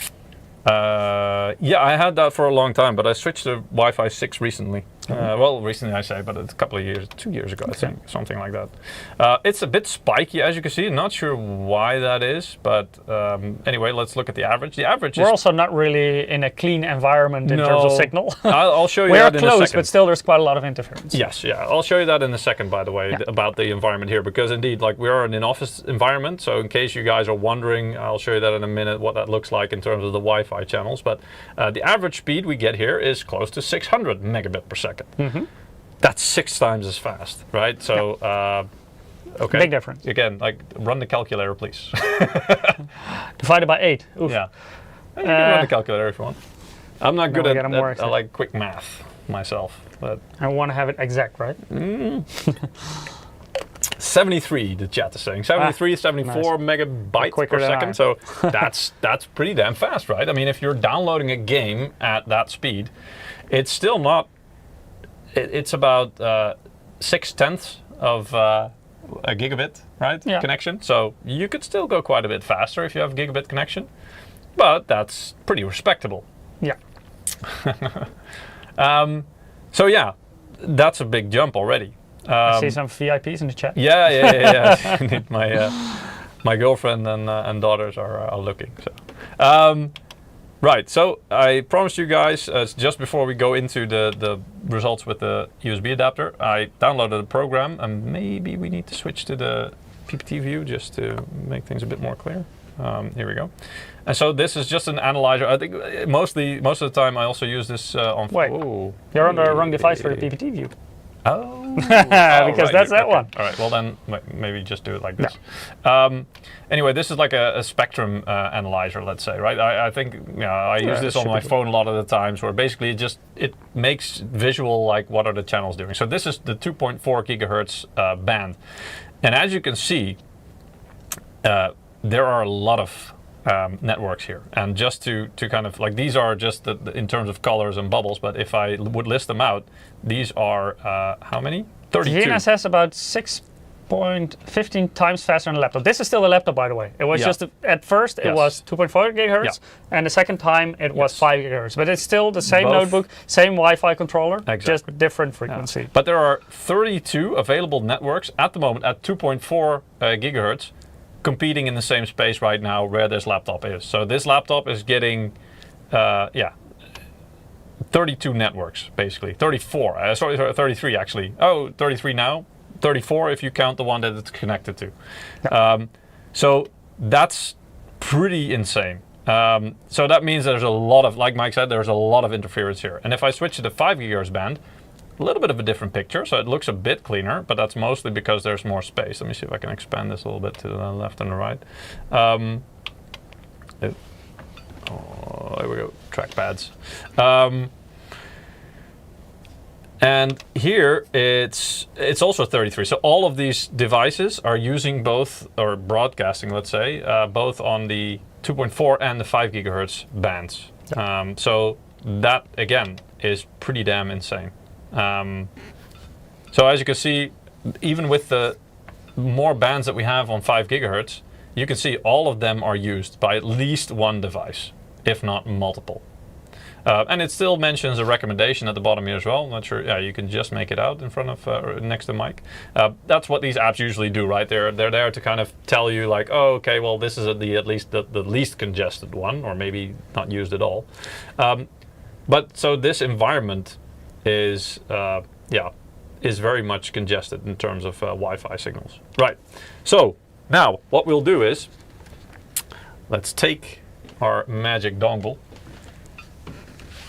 and let's plug it in. There we go. And switch off the internal Wi-Fi. Yes. Well, we'll just wait and see what it does, I guess. Yeah, because we tested it before, so it doesn't bring up the thing asking us what we want to do with it.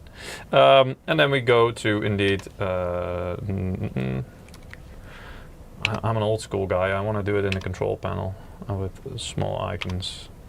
Network, adapter settings, and this one I want to turn off. So basically I just disable it outright.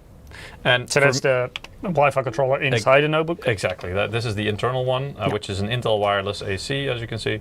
And so it already knows, because we tested it before. So this is it basically brands it Wi-Fi 2. I can rename it. But you can see here as well, MSI AXE5400 Wi-Fi USB adapter. And it's already connecting to the 6 gig channel, because, I mean, it can still see, for example, the 2.4 gig. And the 5 gig should be in here as well somewhere, but at the moment it doesn't see it. Which can happen. Usually it's better to kind of reboot the PC. But for now it's connected to the 6 gig, 6 gigahertz band, which is what we want to test anyway, because that's the faster one. So let's run the test now that we have a 6 gigahertz connection running. So we had 100 with 2.4. So close to 600, just short of 600. It was 580 or something. On Wi-Fi 5, so yes. not Wi-Fi 6. Yeah. And this is Wi-Fi 6E on the 6 gigahertz frequency. Yeah. And Skeets, can we talk about what makes Wi-Fi 7 better? We will at the very end, I guess. We can. I mean, very shortly. We're not going to go into too much detail, but and also we will have more live streams also with Wi-Fi 7 products. Then we'll go deeper into that. Exactly, because if you have watched our previous live streams again, Computex, you will know that there are some Wi-Fi 7, products coming. So yeah, we also touched on it a bit with our Z790 Max series, because those motherboards also have Wi-Fi 7 controllers on board. Yeah, but here you go. That's more than double the speed of Wi-Fi 5. Now, obviously, that doesn't mean that your internet connection will be this fast, because if your internet connection is, if you have gigabit fiber, you will not reach this on the internet, because this is faster. 1,000 megabit per second is 1 gigabit. Internally on your network, you can, of course, if the other device that you're trying to get access to. So, for example, you want to copy a file. if the other device also has a connection that exceeds a gigabit, so for example, it's connected by wire by 2.5 gigabit, for example, like we're testing now with the server, then you can get those higher speeds. But this is why we connected the server to the 2.5 gigabit because LAN if port. we would have it connected through only 1 gigabit. We did, while testing it before, and it kind of capped out indeed at around. We could see it in the results that we were 900s or something, 950, 980. Basically, so it gets close to the gigabit connection, and that's it. But yeah, it can actually go faster. So that's why we configured it like this, because we didn't want it to be limited by the gigabit connection. And there you go. So yeah. Speeds I could only dream of. I think for most of us, this is still like, this is faster than my wired fiber connection at home.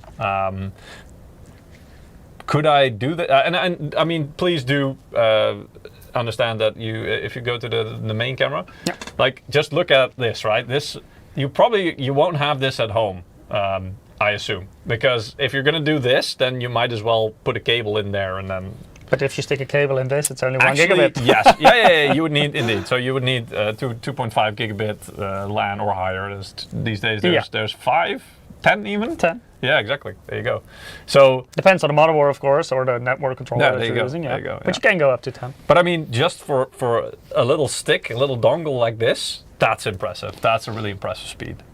So indeed, that would equal about 174. Around 170 megabyte per second, which if you're downloading a game at that speed, that's also going to be quite network fast. cable. Do we have a network cable? No, but we have one in that one. Okay. So we can go to the second scenario if you want. But yeah, just also there to and again to reiterate. We need to switch the Wi-Fi adapter, but yeah, the Wi-Fi analyzer. I'm not sure if I can actually show the 6 gigahertz spectrum now as well. That might be interesting. Because I could switch spectrums. I think you should be able to. I'm not sure if the tool. It depends if the tool will let me. Because I think for now, no. I think for now it only lets me switch between 5 and 2.4. Yeah, it also says faster in gigabit Ethernet, 125 megabytes per second. Yeah, that's correct. Wait. Oh, it's maybe because I'm connected to 2.4. Huh.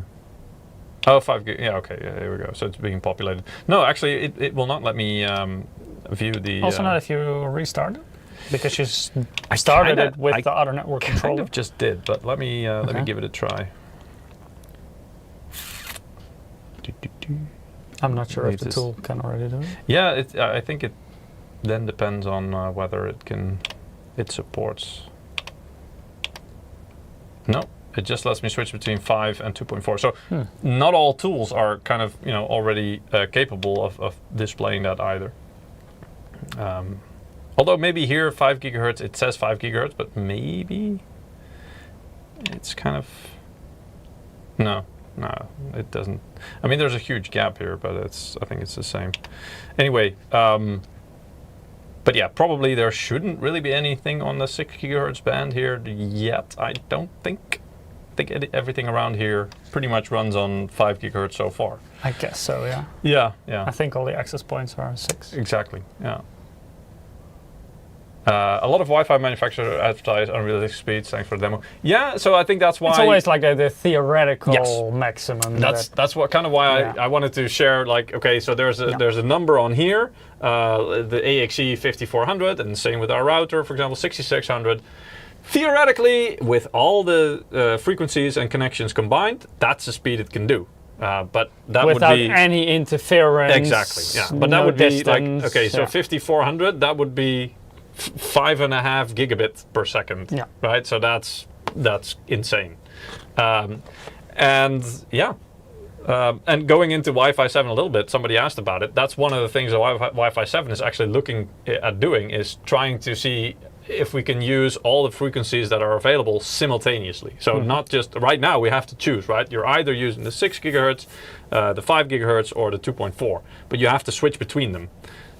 So whatever you choose, basically, that's what you're limited to. So within that band, you can use a lot of space and a lot of bandwidth, but you cannot use all of them simultaneously. Wi-Fi 7 will try to use all of those things at the same time, and then you can actually get closer to the theoretical speeds. But still, you have to account for, like, loss of signal and with distance and stuff like that. So there's a lot of things that influence it potentially. Yeah, sure. It's a pity there's no MSI Wi-Fi extender planned. We have one on the table here. That's a router. Yeah. No. Well, it can be used as actually more as an access point, I guess. Yeah. You can use like a bridge function. Expensive access point. Very much. Yeah. Yeah. Wi-Fi extenders, Maybe in my experience, I didn't really like them. They were handy because they were like relatively cheap, but my problem was that I had to put them in a place where the Wi-Fi connection was already good. Otherwise, if I put them in a place where the Wi-Fi connection is already not very good, it will only try to amplify and reproduce the signal that it receives.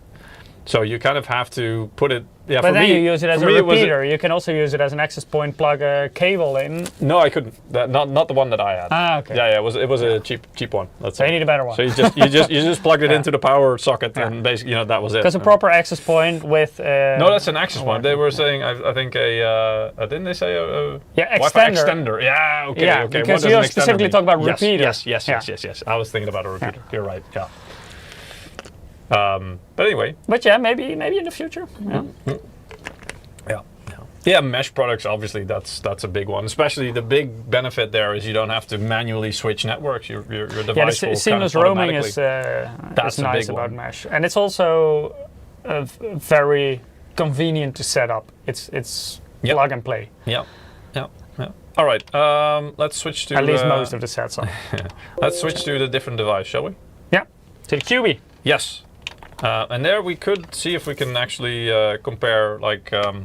Wired connection to wireless. Yeah, and that one, it does actually have two network ports, 2.5 gigabit and 1 gigabit. Yes. But it is connected through 1 gigabit to the router because the 2.5 gigabit port is occupied by the server underneath the desk. Yes. So when we are testing the wired connection, it will be a 1 gigabit wire connection, and that's also what I think most of you will have. Remind me, we need to test with the antenna down. Yeah. Later on as well to see if there's a big difference or not. Okay. Okay. Well, we can switch to the other PC if you want. Yeah, there we go. So this is the interface of the QB. Basically, same thing, same interface. You can see at the moment it is connected by Bluetooth. No, wait. Here we go. Oh, that's. I mean, the scaling. Scary stuff. Wait, I don't like this view. Where is it? Here we go. So it's connected by this 2.5 actually. It is. The network controller is. You can switch to the other one. That's a gigabit one, but it won't matter because it's connected to the router by 1 gigabit. Yeah. So if I run this test, theoretically, that should mean I get 1 gigabit per second, right? Yeah. Maximum. Because you're limited by the 1 gigabit port in this case. Exactly. Yeah. So let's see how that works out. So again, I guess this is the exact same test, same settings, I believe. Yeah, should be. And it even shows you the CPU There's load. always a bit of overhead, so when you have 1 gigabit connection, it will always be slightly underneath. Yes, yeah. Even wired. Even wired, yeah. Right, so, I mean, it's very consistent, right? And so, 950. This is, of course, the nice thing about the wired connection. Yes. It's super stable. Yeah. There's pretty much no interference. No. Yeah. So this is what you would expect. Yeah. Indeed. And then, all right, let's connect this thing up. And this is, for example, also what you would see if we would connect the server through 1 gigabit and still use the Wi-Fi 6E dongle. Then you also run into that limit of the 1 gigabit.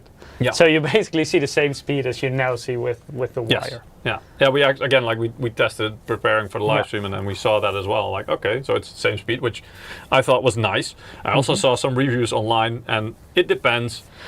For example, they had the 6 gigahertz spectrum, and then, they connected to 6 gigahertz, And then they had a max of, I don't know, like 600, some close, just a little bit faster than what we had just now on the 5 gigahertz frequency. But they were testing, was it 15 meters or something, or 7 meters away from the router? And so that had a huge impact on the For bandwidth. Wi-Fi, distance makes a lot of impact, and the higher the frequency, the bigger the impact is. Yeah. So there you go. So I mean, that's why obviously this was actually very, very close. So it's again within 1 meter. And that's the thing with Wi-Fi; it is dependent on a lot of external variables, interference, distance, walls, you name it. Yeah. So I'm gonna disable my my Ethernet connection, my LAN, let's say, and now it's switching to the Wi-Fi again already. So this is like once you've set it up, it will pretty much do this automatically, or it should do. Now you should see Wi-Fi network. Or it's already trying to connect. Yes, it is already connected. Also, again, to the 6 gigahertz band. A little bit of a different interface. This is using Windows 11. The other, the laptop was using Windows 10 because it was an older device. But yeah. And right, so we're connected, and we're gonna run the test again. Let's see what happens. And so this one is physically just slightly further away than it was when we were using the laptop just now. We can drag the dongle a bit in this direction. We could, but I mean, I actually want to leave it in the same place and then, that's true. put the antenna in and see what happens after this. Okay, so average speed. You can see there's a little bit more variance there. Yeah. Because probably of interference and stuff like that. But so yeah. Wi-Fi will never flatline like a cable. No. So 1138. That's still not bad at all, right? It's not as close as what was it before, like 1400, pretty much. 1300 something. No, it was actually more than 1400 just now with the laptop. Yeah. So that's again, like just by pushing it closer. You know what? I mean, it's a 20-second test, right? Let's do that. Let's if you pull it closer to it, and we'll run the test again. Actually, wait. Let's start here. Let's see if that works, right? Because we can see a graph. So if you move it and shift it there while the test is running, let's see if we can actually see. Okay.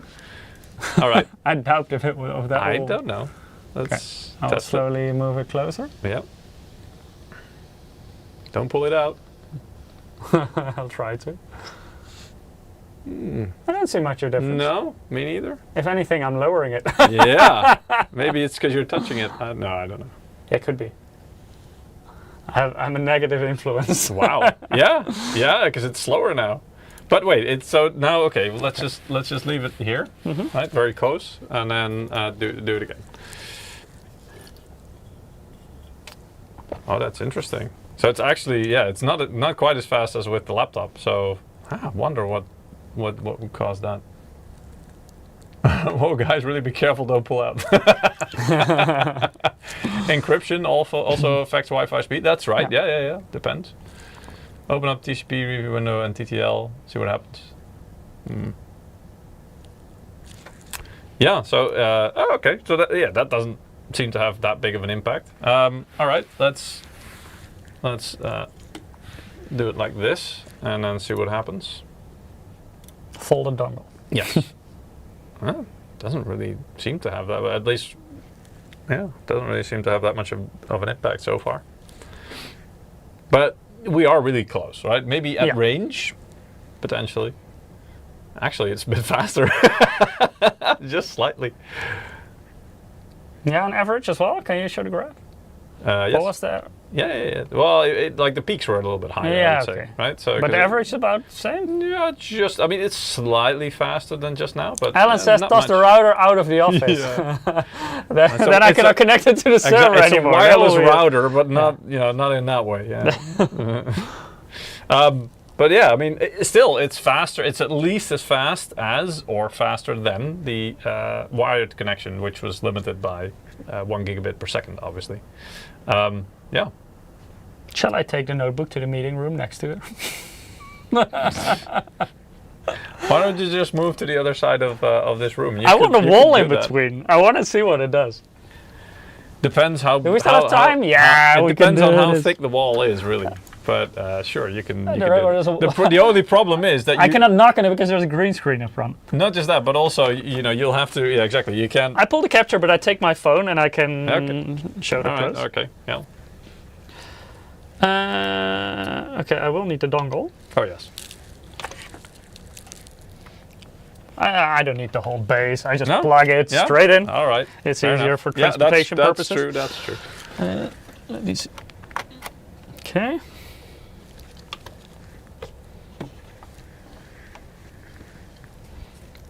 Okay, it's connecting.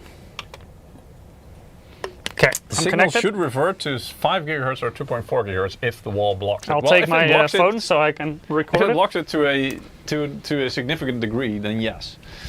Let me see. Okay, I will shout when I when I have my phone out as well, so I can film. Yeah. All right, so let's wait until Mike has shouts that he has his phone out.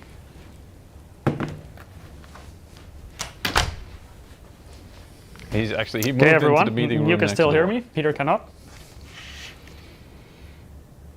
You have your phone? Yes, ready. Okay, I can actually hear him through the wall. Okay, let's switch to the phone. He should be connected to Wi-Fi still. So there you go. That's him in the next door meeting room. Okay. What are you doing? I will start the test. All right. Can you zoom in? Oh, that's not bad at all. No. But you're just on the other side of the wall, right?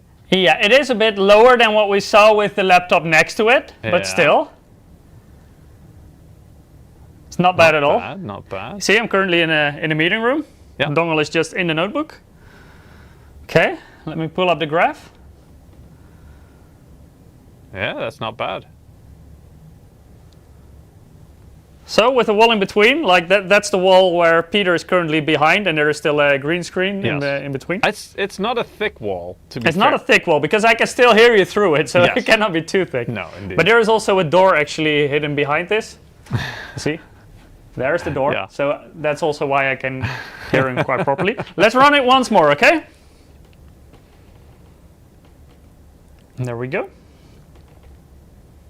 I would expect. Yeah, you're getting the same, pretty much the same numbers. Peter, Yes. shall I also run a test with the internal Wi-Fi again? Yeah, you can do that. I would expect it to be also rather close to what it was just before. Yeah, I think so. Let's see. But let's test that. So a little over 1200. Okay. Now I pull this one out. Yep. You'll probably need to select the network again. Yeah. So this is the Wi-Fi 5. The It's an internal one. Intel Yep. wireless AC 9560. You can see it will select a 160 megahertz, Okay. 160 megahertz channel. Let's first do the 2.4 gigahertz again. Yeah, that shouldn't be too much of a difference. No, it shouldn't. But let's see. At least in theory, go. because that has the best penetration, like the best range. Still, we were close to 99 on average before, so you see a lot of variance there though, now. And, well, there's a lot more congestion, a lot more other devices that are using 2.4 in this office as well. So that could cause a big difference, and especially some big ups and downs. So we went from 99.6 or something to 80.6. Okay, well, that is a significant decrease. Okay, and now I will switch to the 5 gigahertz frequency on Wi-Fi 5 in this Yep. situation. Yes.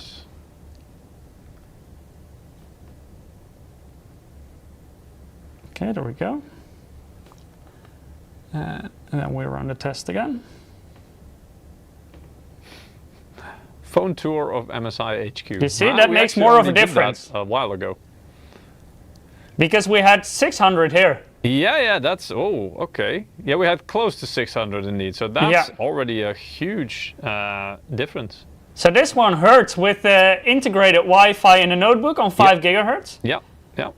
I'm actually surprised that this one suffers so much more than the Wi-Fi dongle. Yeah, same. But you can say, that's a lot of ups and downs. Yeah. But yeah, I guess that means there's a lot of interference of other 5 gigahertz devices or Yeah, channels. could indeed be the case. Yeah. I'm gonna close it in. Can you switch to the main cam? Yep. Then I'm coming back to the studio. I'm switched to the main cam. So yeah, I mean that was interesting. But you can see, and again, like this changes, or this really depends on your situation. Let's say so.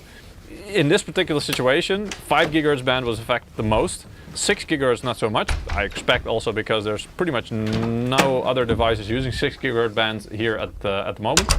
2.4 was affected somewhat, but still pretty okay. Sorry for touching your dongle. Oh god, I'm gonna have to clean my dongle afterwards.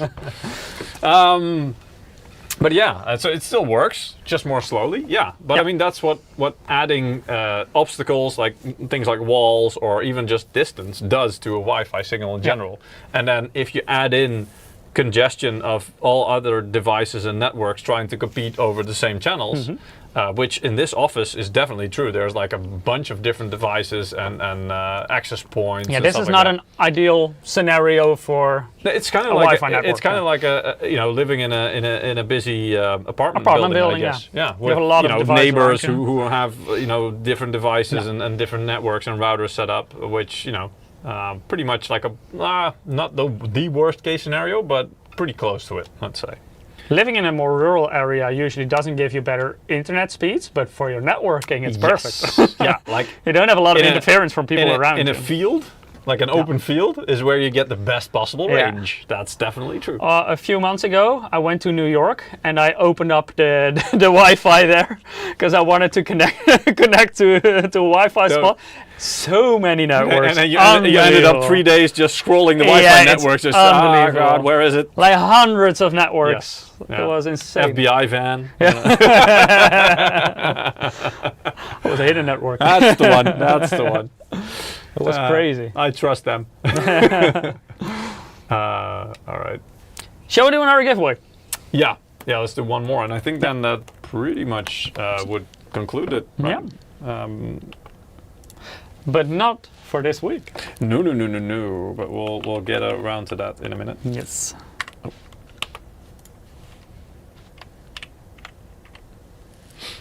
We have our last winner for today. And that is Miguel's. Congratulations. You also win a Steam wallet code, of course. So congratulations to the winner. Last thing we want to talk about just a little bit is, I don't know who asked earlier on in the live stream, but they mentioned something about maybe talking about Wi-Fi 7, which is coming. And so it's going actually quite fast now, isn't it? With, because Wi-Fi 6 was, wait, I have my cheat sheet here. Wi-Fi 6 was 2019. Yeah, okay, 5 years ago. 2020, Wi-Fi 6E. It still took a while for devices to actually support it, because, but yeah. And then Wi-Fi 7 was actually officially, or made official or released this year. It was 2024, right? So, and we're already getting devices. But yeah, pretty much. The thing I was talking about earlier was using multiple bands simultaneously. So that's called multiple link operation, or MLO. And basically that makes the total hypothetical space or bandwidth available going from on Wi-Fi 6E, or Wi-Fi 6 actually, from 9.6 gigabit per second to 46. And again, this is hypothetical, but just, I mean, that's brilliant, right? You have multiple frequencies available. Why not use all of them at the same time and just add it all together? And which one do you want? Yes, all of them. Yes. So yeah, Wi-Fi 7 won't really be needed for many years. I know, but like depends on what you do, of course. But yeah, but usually like having, and there is a difference between having the capacity. Yeah, but the thing is, like, it's like the chicken or the egg, right? Yeah. A lot of the time. Yeah, that's like, true. People don't develop things for it's same like with graphics card horsepower and or other things. People don't develop devices or services that need that kind of bandwidth until it's there, because it doesn't make sense. Because if you develop it but the bandwidth isn't really there, then it's not commercially viable. So it doesn't make sense to develop it. So once this is there and people can actually use it, we might actually see more, I don't know, 8K use crazy cases, streaming services. I don't know, with Netflix or but uncompressed video. yeah, pretty much. Yeah, raw. Yeah. So that's pretty cool. But I mean, in reality, like even Wi-Fi 6, because it's, that was 2019. So you can think of, like I told you, right? I think in 2021 or something, I upgraded one of my routers, which I had for a long time, which was Wi-Fi 5, to Wi-Fi 6. And then Wi-Fi 6E came, and well, I didn't even, for me, it's not even a thing yet. I don't really use it or need it. But I'm still on 5. Exactly. So for a lot of people, it's like either if you're really into it, or you're using a lot of data for your work or whatever, sure, then it can make sense. But I think for a lot of people, like actually for most people that I know, like upgrading a router pretty much only happens if their router breaks or something, or they actually feel like, well, it's causing issues, it's losing signal or whatever. But yeah, if there's something wrong with it, it's more of an inconvenience upgrade. I needed these speeds when I still lived in a student house. Yeah, me as well. And then also I needed my roommates to, or not roommates, but the housemates to, get disconnected, let's say, and not make sure you control the router and not be downloading it. Well, you can just limit them. You need to either be the biggest nerd in the house, or you need to be the one that lives there the longest. By default, yeah. Yeah, exactly. And usually, if I moved in there, there would already be somebody else, and like the LAN cables would be running down the stairs usually, right? It's just bandwidth limit them. Yeah. But anyway, so you get 5 megabit, you get 5 megabit. Yeah, I get 200 megabit, you get 5 megabit. Yeah. So yeah, I mean, in terms of the speed, one is hypothetical, and two, we don't really have that much use for it, at least for most people in a consumer situation, I would say.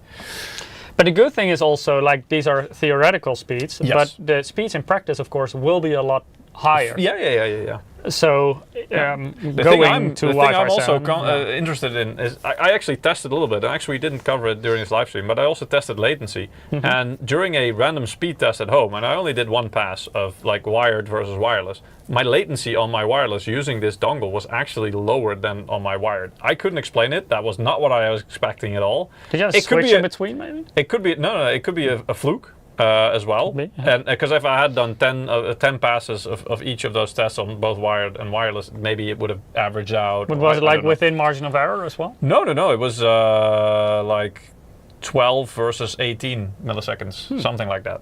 And this was on milliseconds on wired? Speedtest.net. Yeah, I have no idea why. Maybe I messed up my internal wireless in my house. My latency is lower on wired. Probably, yeah, but. Yeah. Anyway, even it should have Wi-Fi 7 should have even lower latency. I don't know the exact details of it. Alan, but you have 6 wives? What? Wife 6. Number 6 has the lowest latency. Wow. Is she the most recent one? We're 1, 2, 3, 4, and 5 a little bit older, exactly. So that may have introduced some extra latency. When you call them, you time them like, damn, that's latency. Wife 6 is very quick. Exactly. Yeah, that's the fast one. Used to be an Olympic medal runner. I guess. I stopped after 1. That was enough. All right. No, but I mean, so Wi-Fi 7 promises even lower latency. So that to me is quite interesting. Like, how do they achieve that? Because so far what I could see is also it's pretty damn fast already, with at least with this adapter, what I've tried as well on my desktop at home. It promises more capacity. I have the access to Twitch chat. Tell my wife I have a wife number 2 and you will never see me again. She has the control over the router. Yeah, that's like giving her the house key. Yeah. Right? That is worse. If you're a nerd, that's, yeah, exactly. Oof. Internet god. That's like a private investigator right there.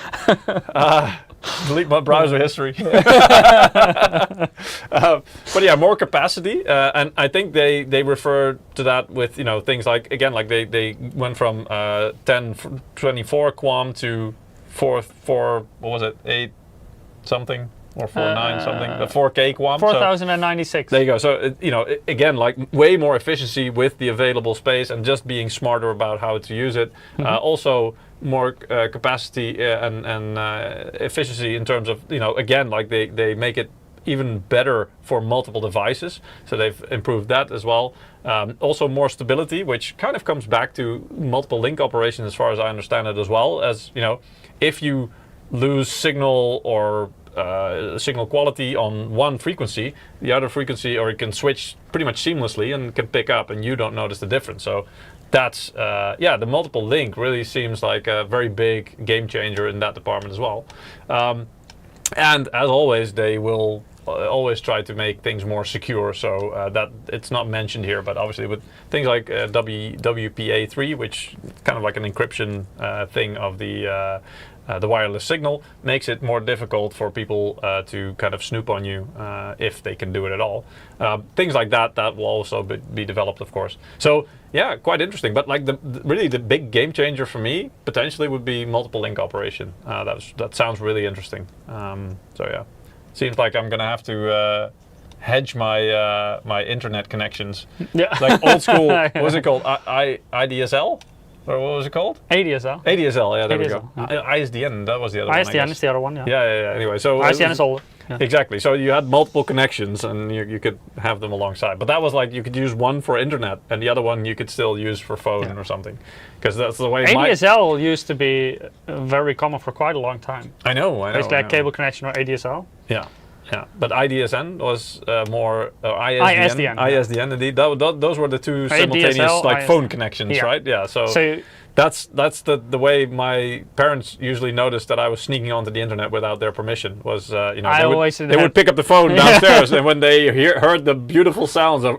My mom always gave me a timer. So here is 15 minutes, and then it took like 10 minutes for my webpage to load, and I had 5 more minutes left, and then I had to get off the internet because, of course, they couldn't use the phone. Yeah. And also other people couldn't reach you, etc., etc. For me, it was just like they learned to just pick up the phone randomly every now and again. So I just used to sneak on the internet. The biggest thing for me was like when I bought cable in my parents' house back then when I was young, because I was working a little bit on the side, and then they didn't want cable because they had no use for it. But I did. I was so happy when unlimited internet began. I did. I actually I still remember like the day that cable was connected, and I just sat there going, the possibilities are endless. I don't know what to do with this.